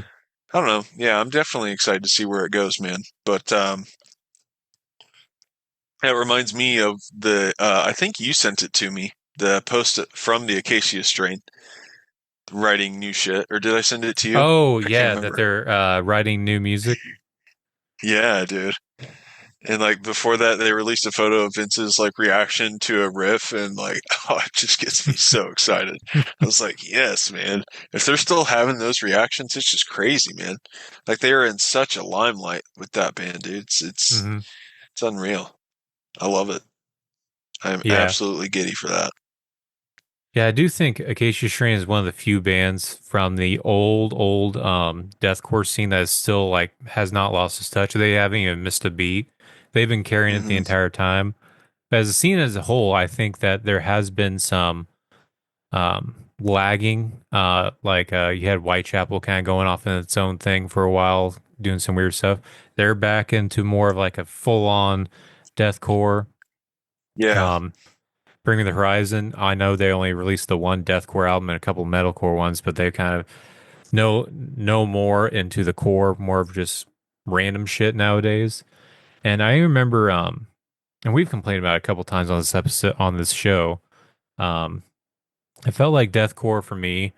It seemed like it was just a lot of newer deathcore bands were just saying, "Hey, I'm going to take this genre and combine it with deathcore." Like you had Black and deathcore for, which is still kind of the big thing a little bit. Hmm. Before that, in like the late tens, you had slamming deathcore, which was cool for a while. And I felt like that's where things were going, which was cool. But at the same time, there wasn't a lot of more refreshing stuff coming out in the scene. It felt like it was still just a few bands doing this stuff. You had Brand of Sacrifice and a few other similar bands doing like the electronic deathcore. You had new Hmm. metal style deathcore. But what I find more refreshing with these newer batch of bands kind of adding more to where it's not they're not adding new genres to it. They're really just taking like for Gates to Hell and Vomit 4, just really taking the idea of what deathcore is supposed to be, which is just hardcore punk and death metal, and kind of reimagining it, which I think is very refreshing and fun. Then you also have bands like we could try to just sound like typical deathcore, or we could go to the original and kind of bring that more modern sound.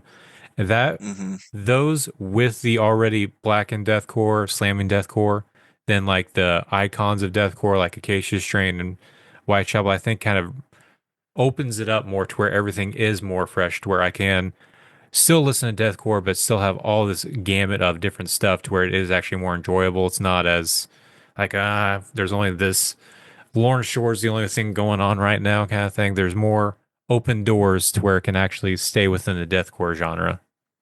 Yeah, for sure, man. Yeah, it's exciting. I think it's a good time. Good time for music, man. It's I think it's also tough, there's an abundance of tunes that come out. I mean, shit, this week's playlist was 5 albums. Mm-hmm. One was a veteran band, and two, or many of them are big up and comers. So, I mean, it's nuts. Mm-hmm. Just the amount of shit that's uploaded day to day, man. It's tough, but yeah, man, you gotta dig through it and find that gold. Mm-hmm. Yeah. That's all I had for the just want to see your views on the state of deathcore. Because I Yeah, still don't feel like it's fully the excite. I feel like it's getting close to the excitement, but it's still not the excitement it was back in the 2000s. Probably the same time you found deathcore as well, to where it feels like, yeah, man, I want to find as many deathcore bands as I want. This it was that fresh, exciting feel of just finding these new deathcore bands. right. Because I'm sure there's probably a lot of like I know you mentioned Jerome last week. Um, Yeah, where were some? Was there any other bands that like kind of captivated you at that time that man, whatever happened to yeah. that band kind of thing? Well, like Oceano for sure, man. They were definitely, and there's a connection with that Jerome band to Oceano because I think that that drummer that was on Oceano's first album was from the Jerome band, if I remember right. But they had like a demo of Samael the Destroyer, and dude, it was just nuts. That blew my mind, man. And so, but it's just like I don't know if it was a draw for extreme, but it just felt like it was more groundbreaking back then, Mm-hmm. whereas stuff today it does almost there is kind of this like recycling going on where some of it is has been done before, it's just a little bit different. So I think I'm still waiting to be mind blown, Mm-hmm. but I also again don't know if that's just like an age thing and I'm getting into my old man phase where it's just like they don't make the songs like they used to, you know, sort of deal. So I don't know, man, but I'm always down to check out the new shit. But Oceano, they were definitely one of them. But I've also always kind of been all over the place. Like I remember listening to this like pop punk band. I remember falling in love with the Silverstein song around then. That takes me back to high school. Really big into him in that era. Um, or I guess that song, anyways. Really, but yeah, I don't know, man. I'm interested, but yeah, don't make them like they used to. Speaking, there's one other piece of metal news that I forgot, and it kind of harkens back to our old days of discovering new bands. This is one of those bands. Tony Danza Tap Dance Extravaganza Oh hasn't yeah, officially how come could out, we but they've forget? commented that they are possibly recording Danza 5. Ah, nice, dude.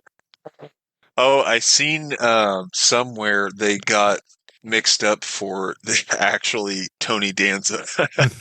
And I don't remember what it was exactly, but they had to correspond and be like, "Yay, this actually isn't Tony Danza. This is the Tony Danza Tap Dance Extravaganza. We're a band." It's just so funny that they had to clarify that, with the obvious. It's got to be one of the best band names to this day still, I think. Just for that sole reason, they had to clarify a mistake, but that was hilarious, man. Did you see that post? I thought it was No, so funny. but I have seen it's on their Wikipedia. I guess back when they first started, they did keep having that issue. Like they would have old people show up to their concerts and just Oh, not. really?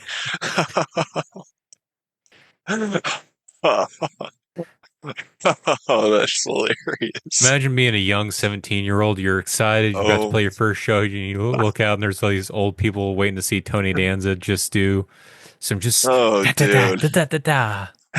And like you're about to just ruin their night. Yeah. Holy shit, I couldn't imagine their reactions, man.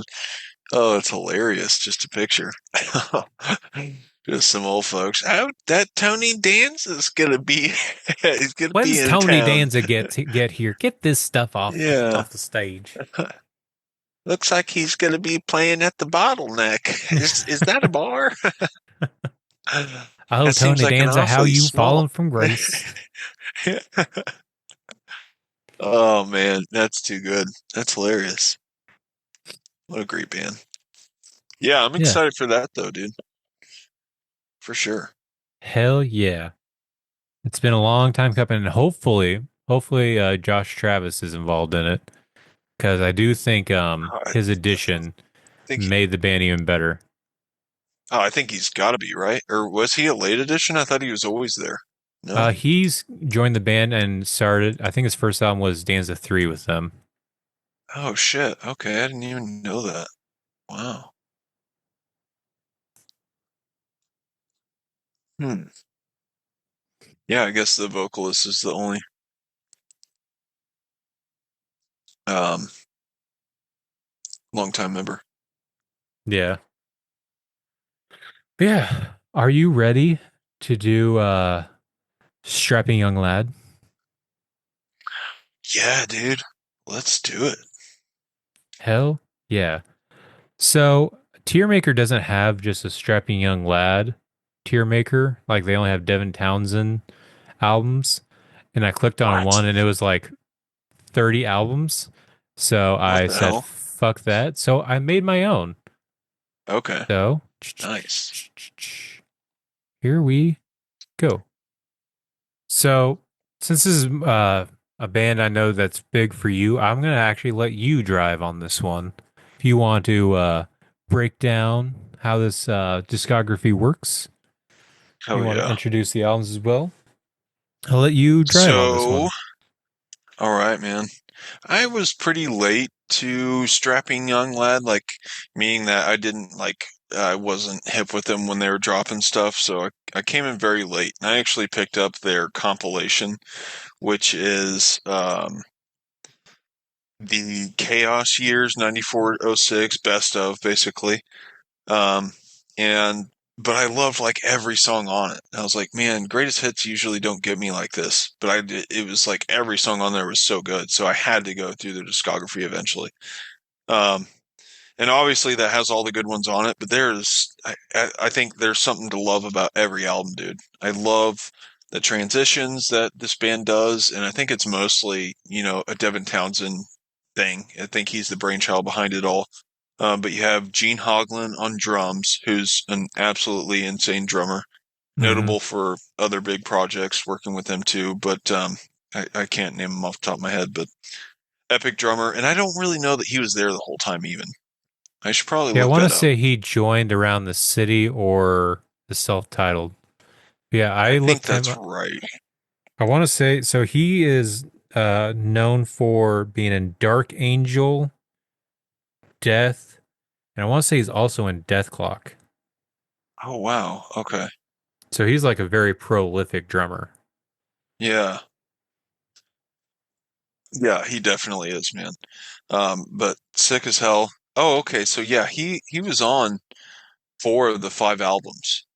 So yeah, he joined. Yeah, I guess you said that right before City.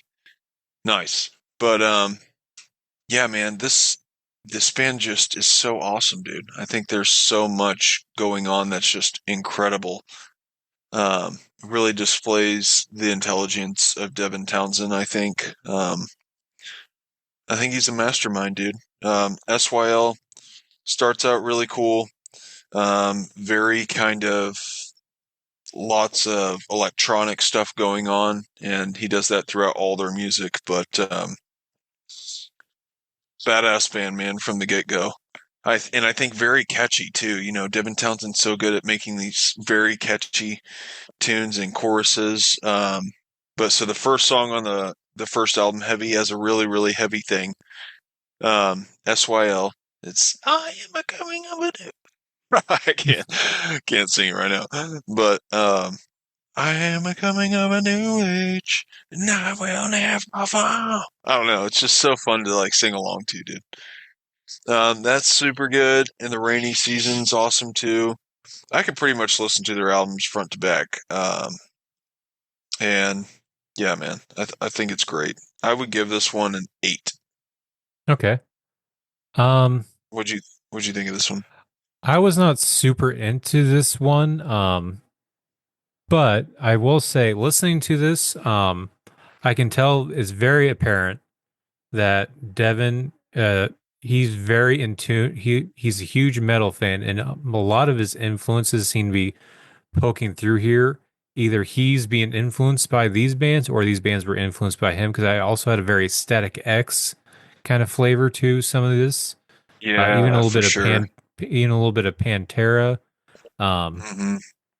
Uh, so for me, I felt like this was the weaker of the five, but I do think I can see some promise in it. Top Hmm. tracks for me, I would probably say COD Metal King, um, and also SYL.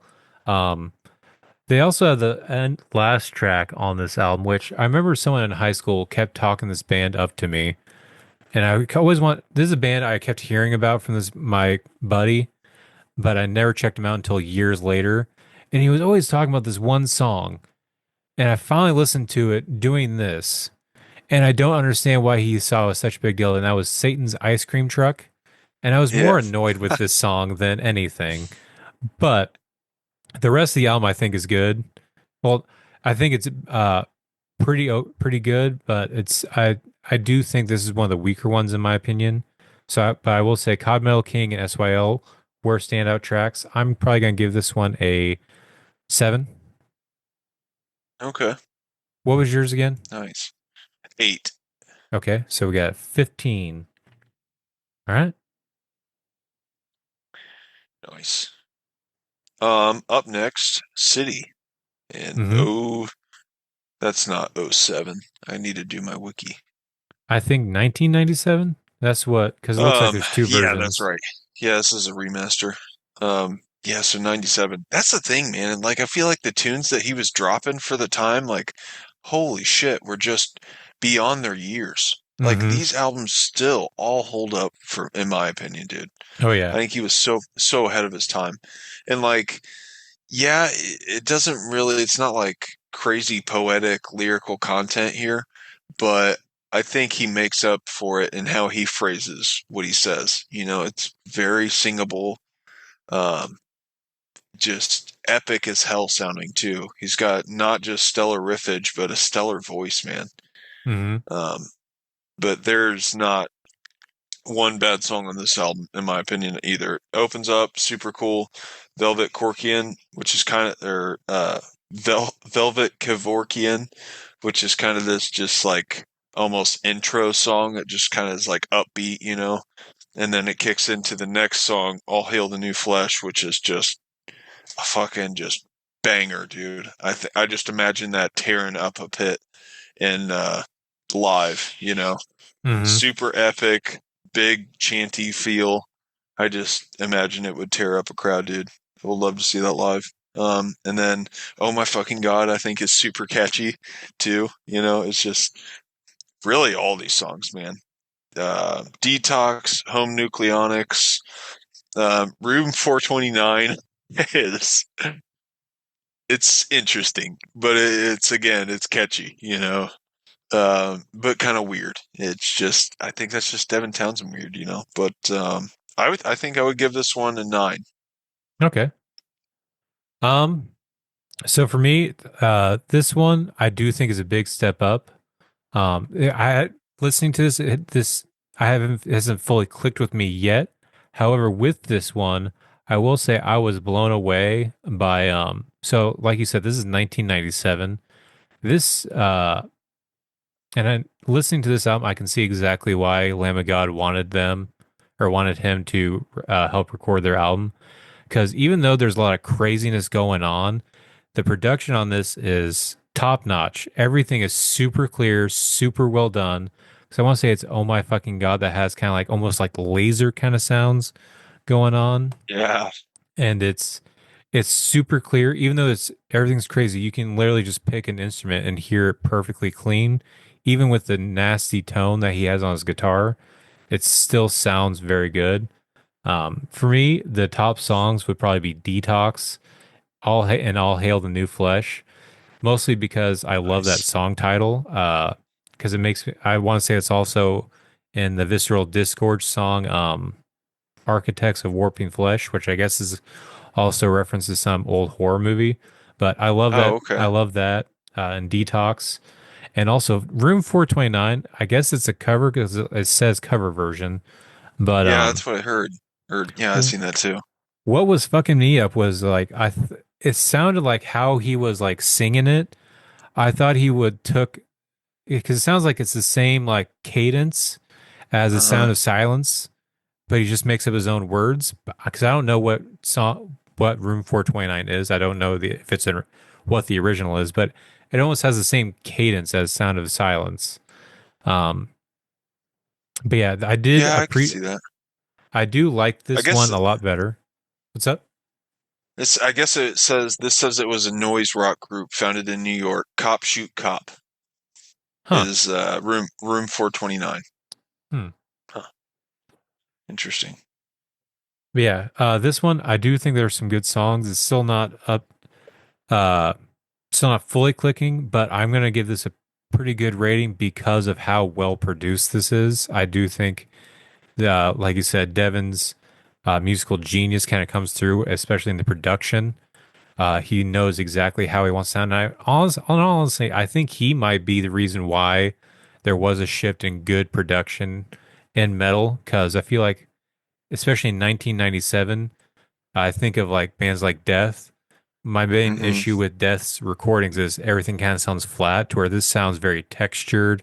I can hear everything very well. It makes it more interesting. So for that, I'm probably going to give this one an 8.5. Nice.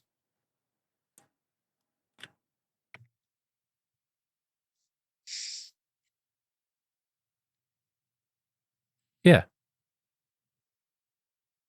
What's next? Up next, we have the self-title, I guess, or SYL Yep. in 2003. So a bit of a break. But this album, dude, again, in my opinion, doesn't disappoint.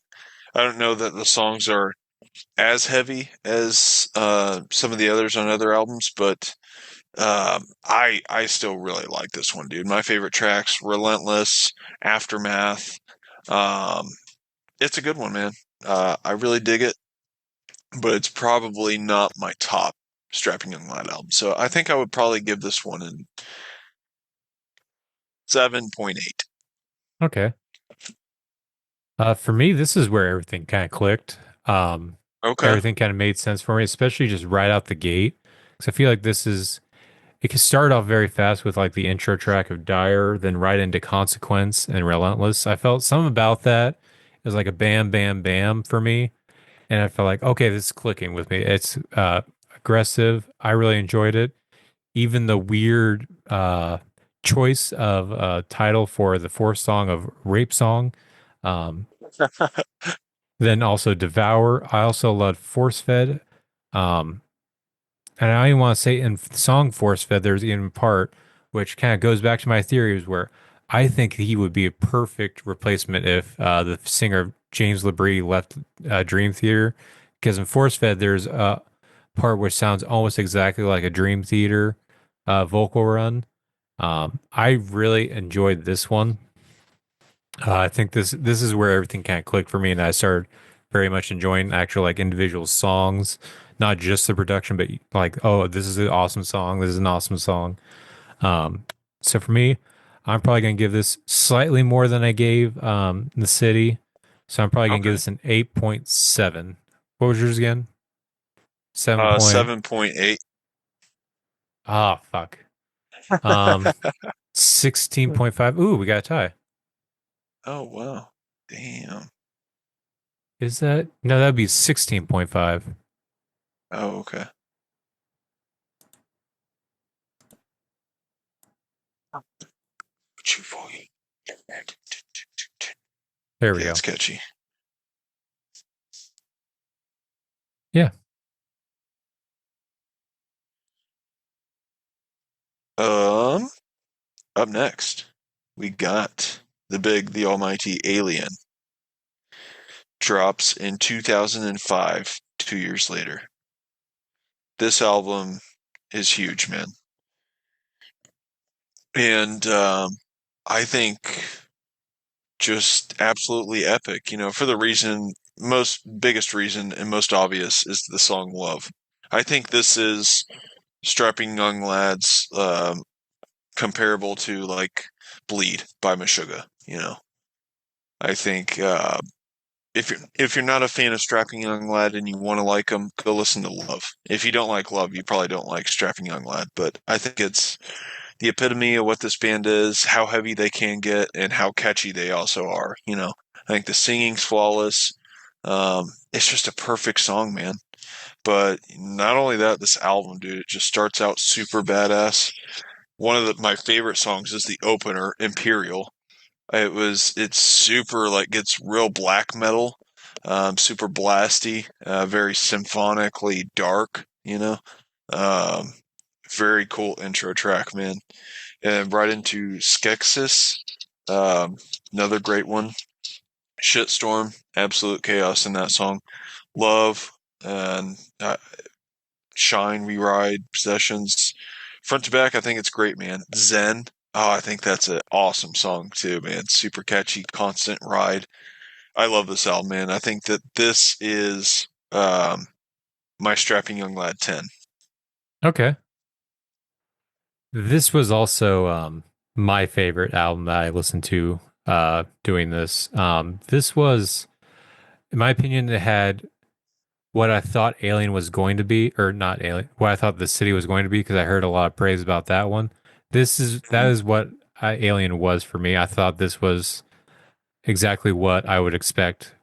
Like the production of City with the songs I liked from the previous album all rolled up into one. This is, I do think, their best and probably perfect album. Mm-hmm. Obviously, Love. You got Shitstorm. You got We Ride. You have 2 Weeks. Not an All That Remains cover, but an actual Strapping Young Lad song. This is a pretty awesome album, and I do think everything comes together.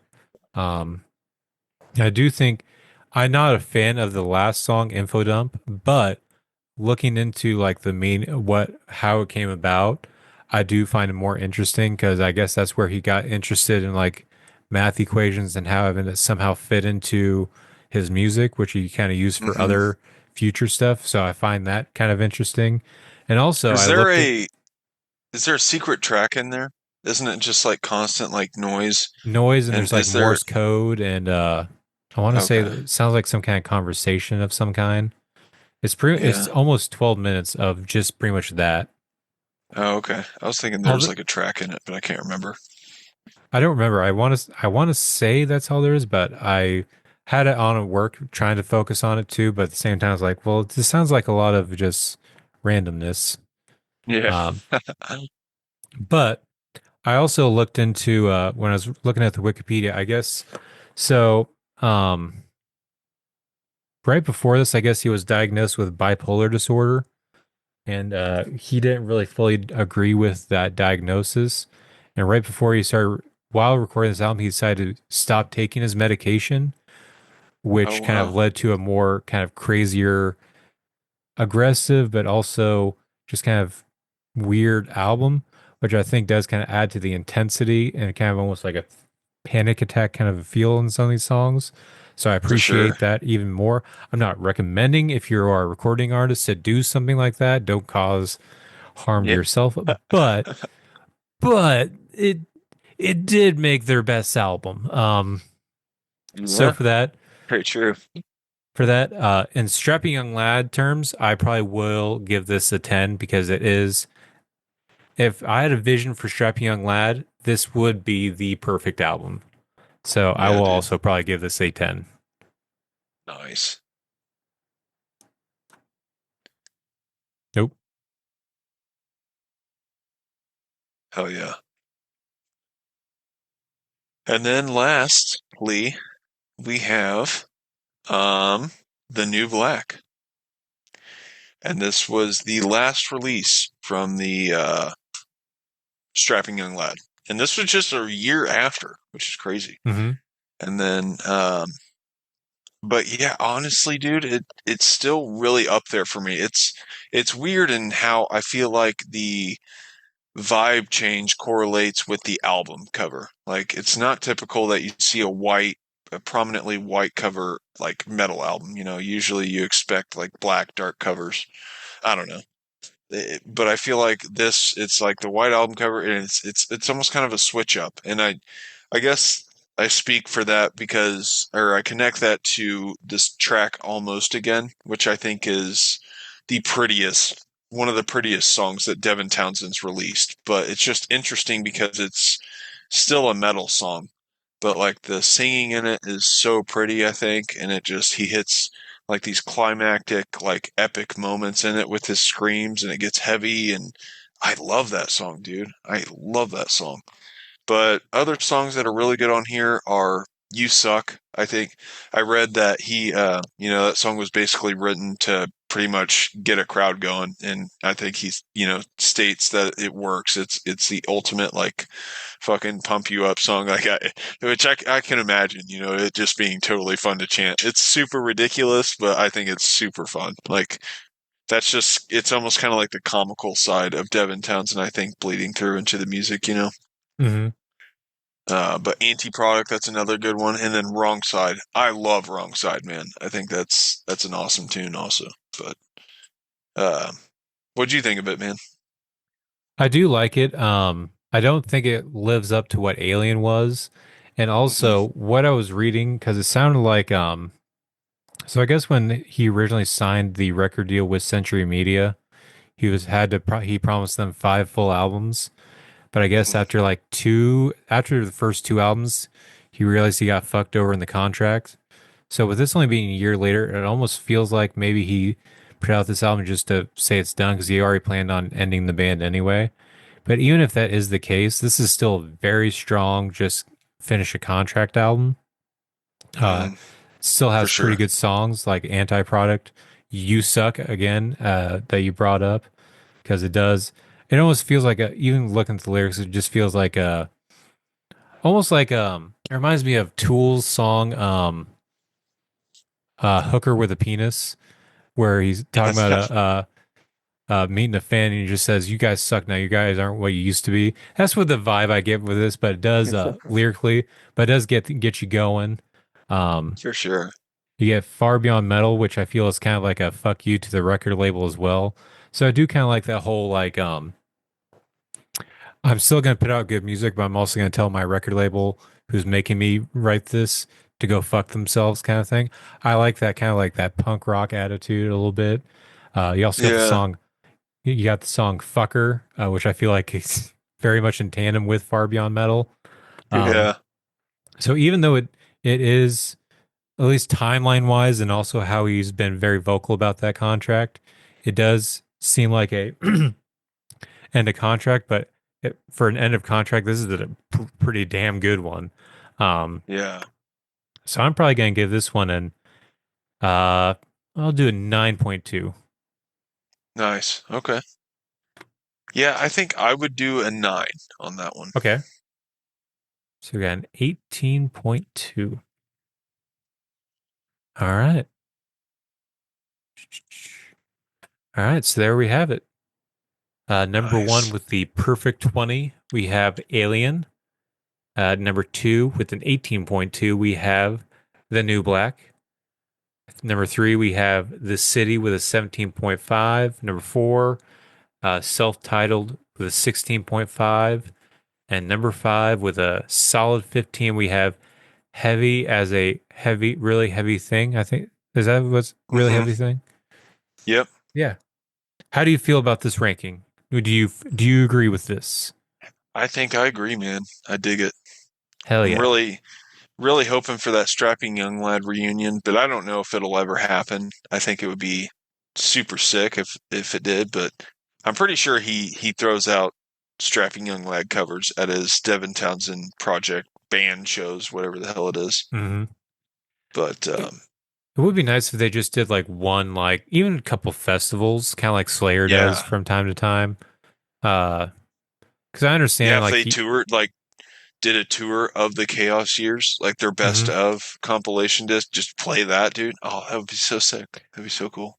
because they don't even necessarily have to make new music. I mean, I feel like the core members is really just was Devin and Gene, even though I Yeah, guarantee Devin probably wrote everything, but just having Gene Hoglan there, just tour with yeah. it. I think you get.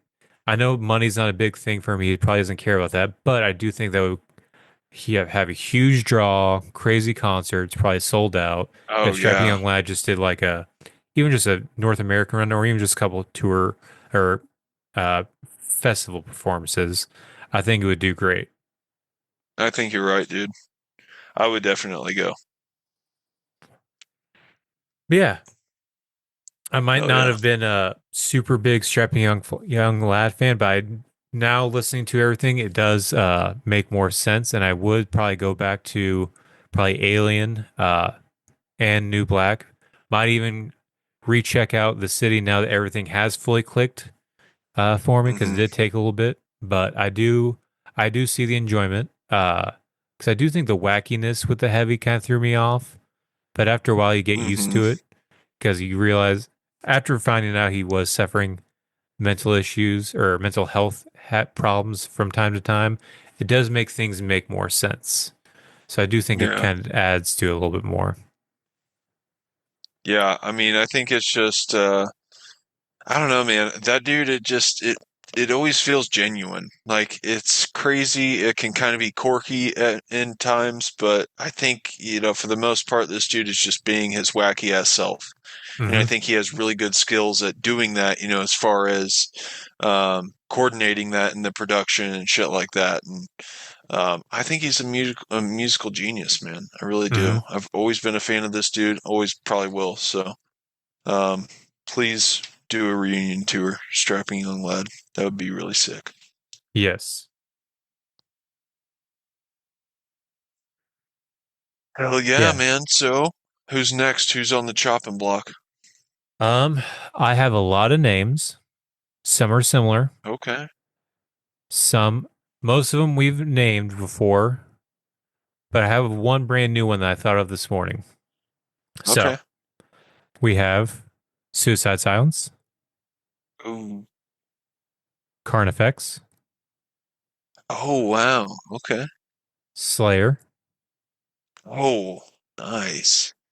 They're a good and contender. one. I keep forgetting about this band, but I do think it would be fun to do. I don't remember how many albums they have, but I know you've probably listened to them. Children of Bodom. Oh, okay. I definitely have, man. They were a band that was around in high school and stuff. Damn. Okay. Wow. That's quite a medley there. We got a lot of Yes. different stuff going on. Um, but I'm kind of digging these vibes right now. I say let's do it. Suicide Silence. Hell yeah. I've been waiting for this one, man. And we all know what number one's going to be. It's going to be the self-titled, right? Yeah. Hey, can we get that one still? Because I'd really like to throw it in the ranking. Is it out there? Which one? Or the hee hee one? Yeah, that's still on. I'm pretty sure. I don't Is think it? they took it down. I thought that they like got rid of it because it was so bad. I don't think they play in the songs. I would hope not. Okay. Which one Was is it? Let me see. I'm looking on. Is that the 2017 one? was it that reason? I think yeah, it might be 2017. Yeah, 2017. Still there.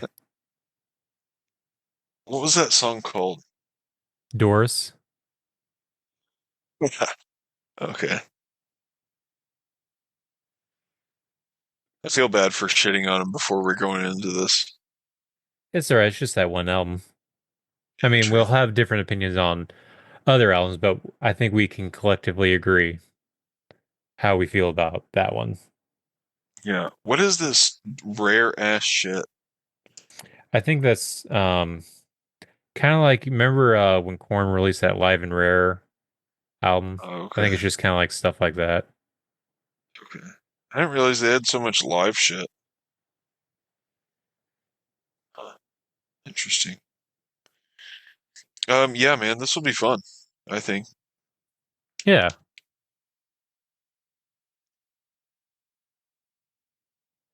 Yeah, Nice. because I am kind of slightly interested in which, because I feel like it's going to be torn between two albums for me, of which would be number one. But Really? Oh, I know my number one. Faux show. all right, I don't know because Self. oh, self-titled, Yeah. No. and I don't really Um, think I've listened to that much of the newer stuff. I haven't either, man. I gotta say, this is actually going to be the first time that I listened to the self-titled album. I remember listening to it a couple times, like maybe there's something I'm missing.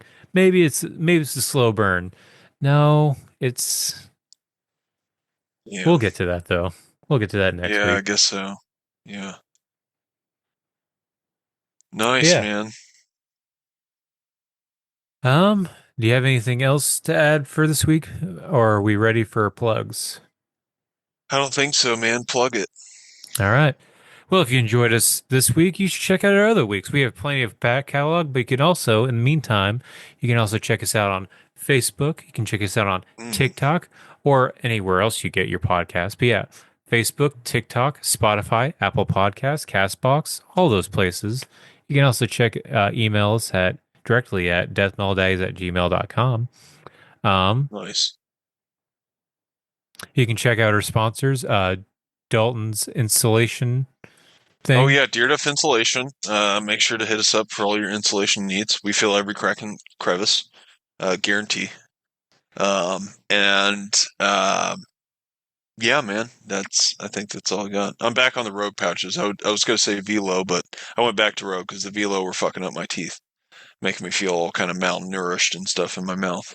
It's weird. Getting a little bit of that scurvy feel. Yeah, yeah. Um, yeah. Yeah. Give it up for the sponsors, man. Yeah. Yeah. Until then, you can check out all that, but we will see you guys all next week. If you have any, just like McQuingus did, you can send us a message, recommend one of your buddies' bands or a band that we might have missed that you think we should check out. we'll review it. Just let us know. Yeah. Till then, Shout out Death to Metal- McWingus. McQuangus forever. Death Metal Daddies out.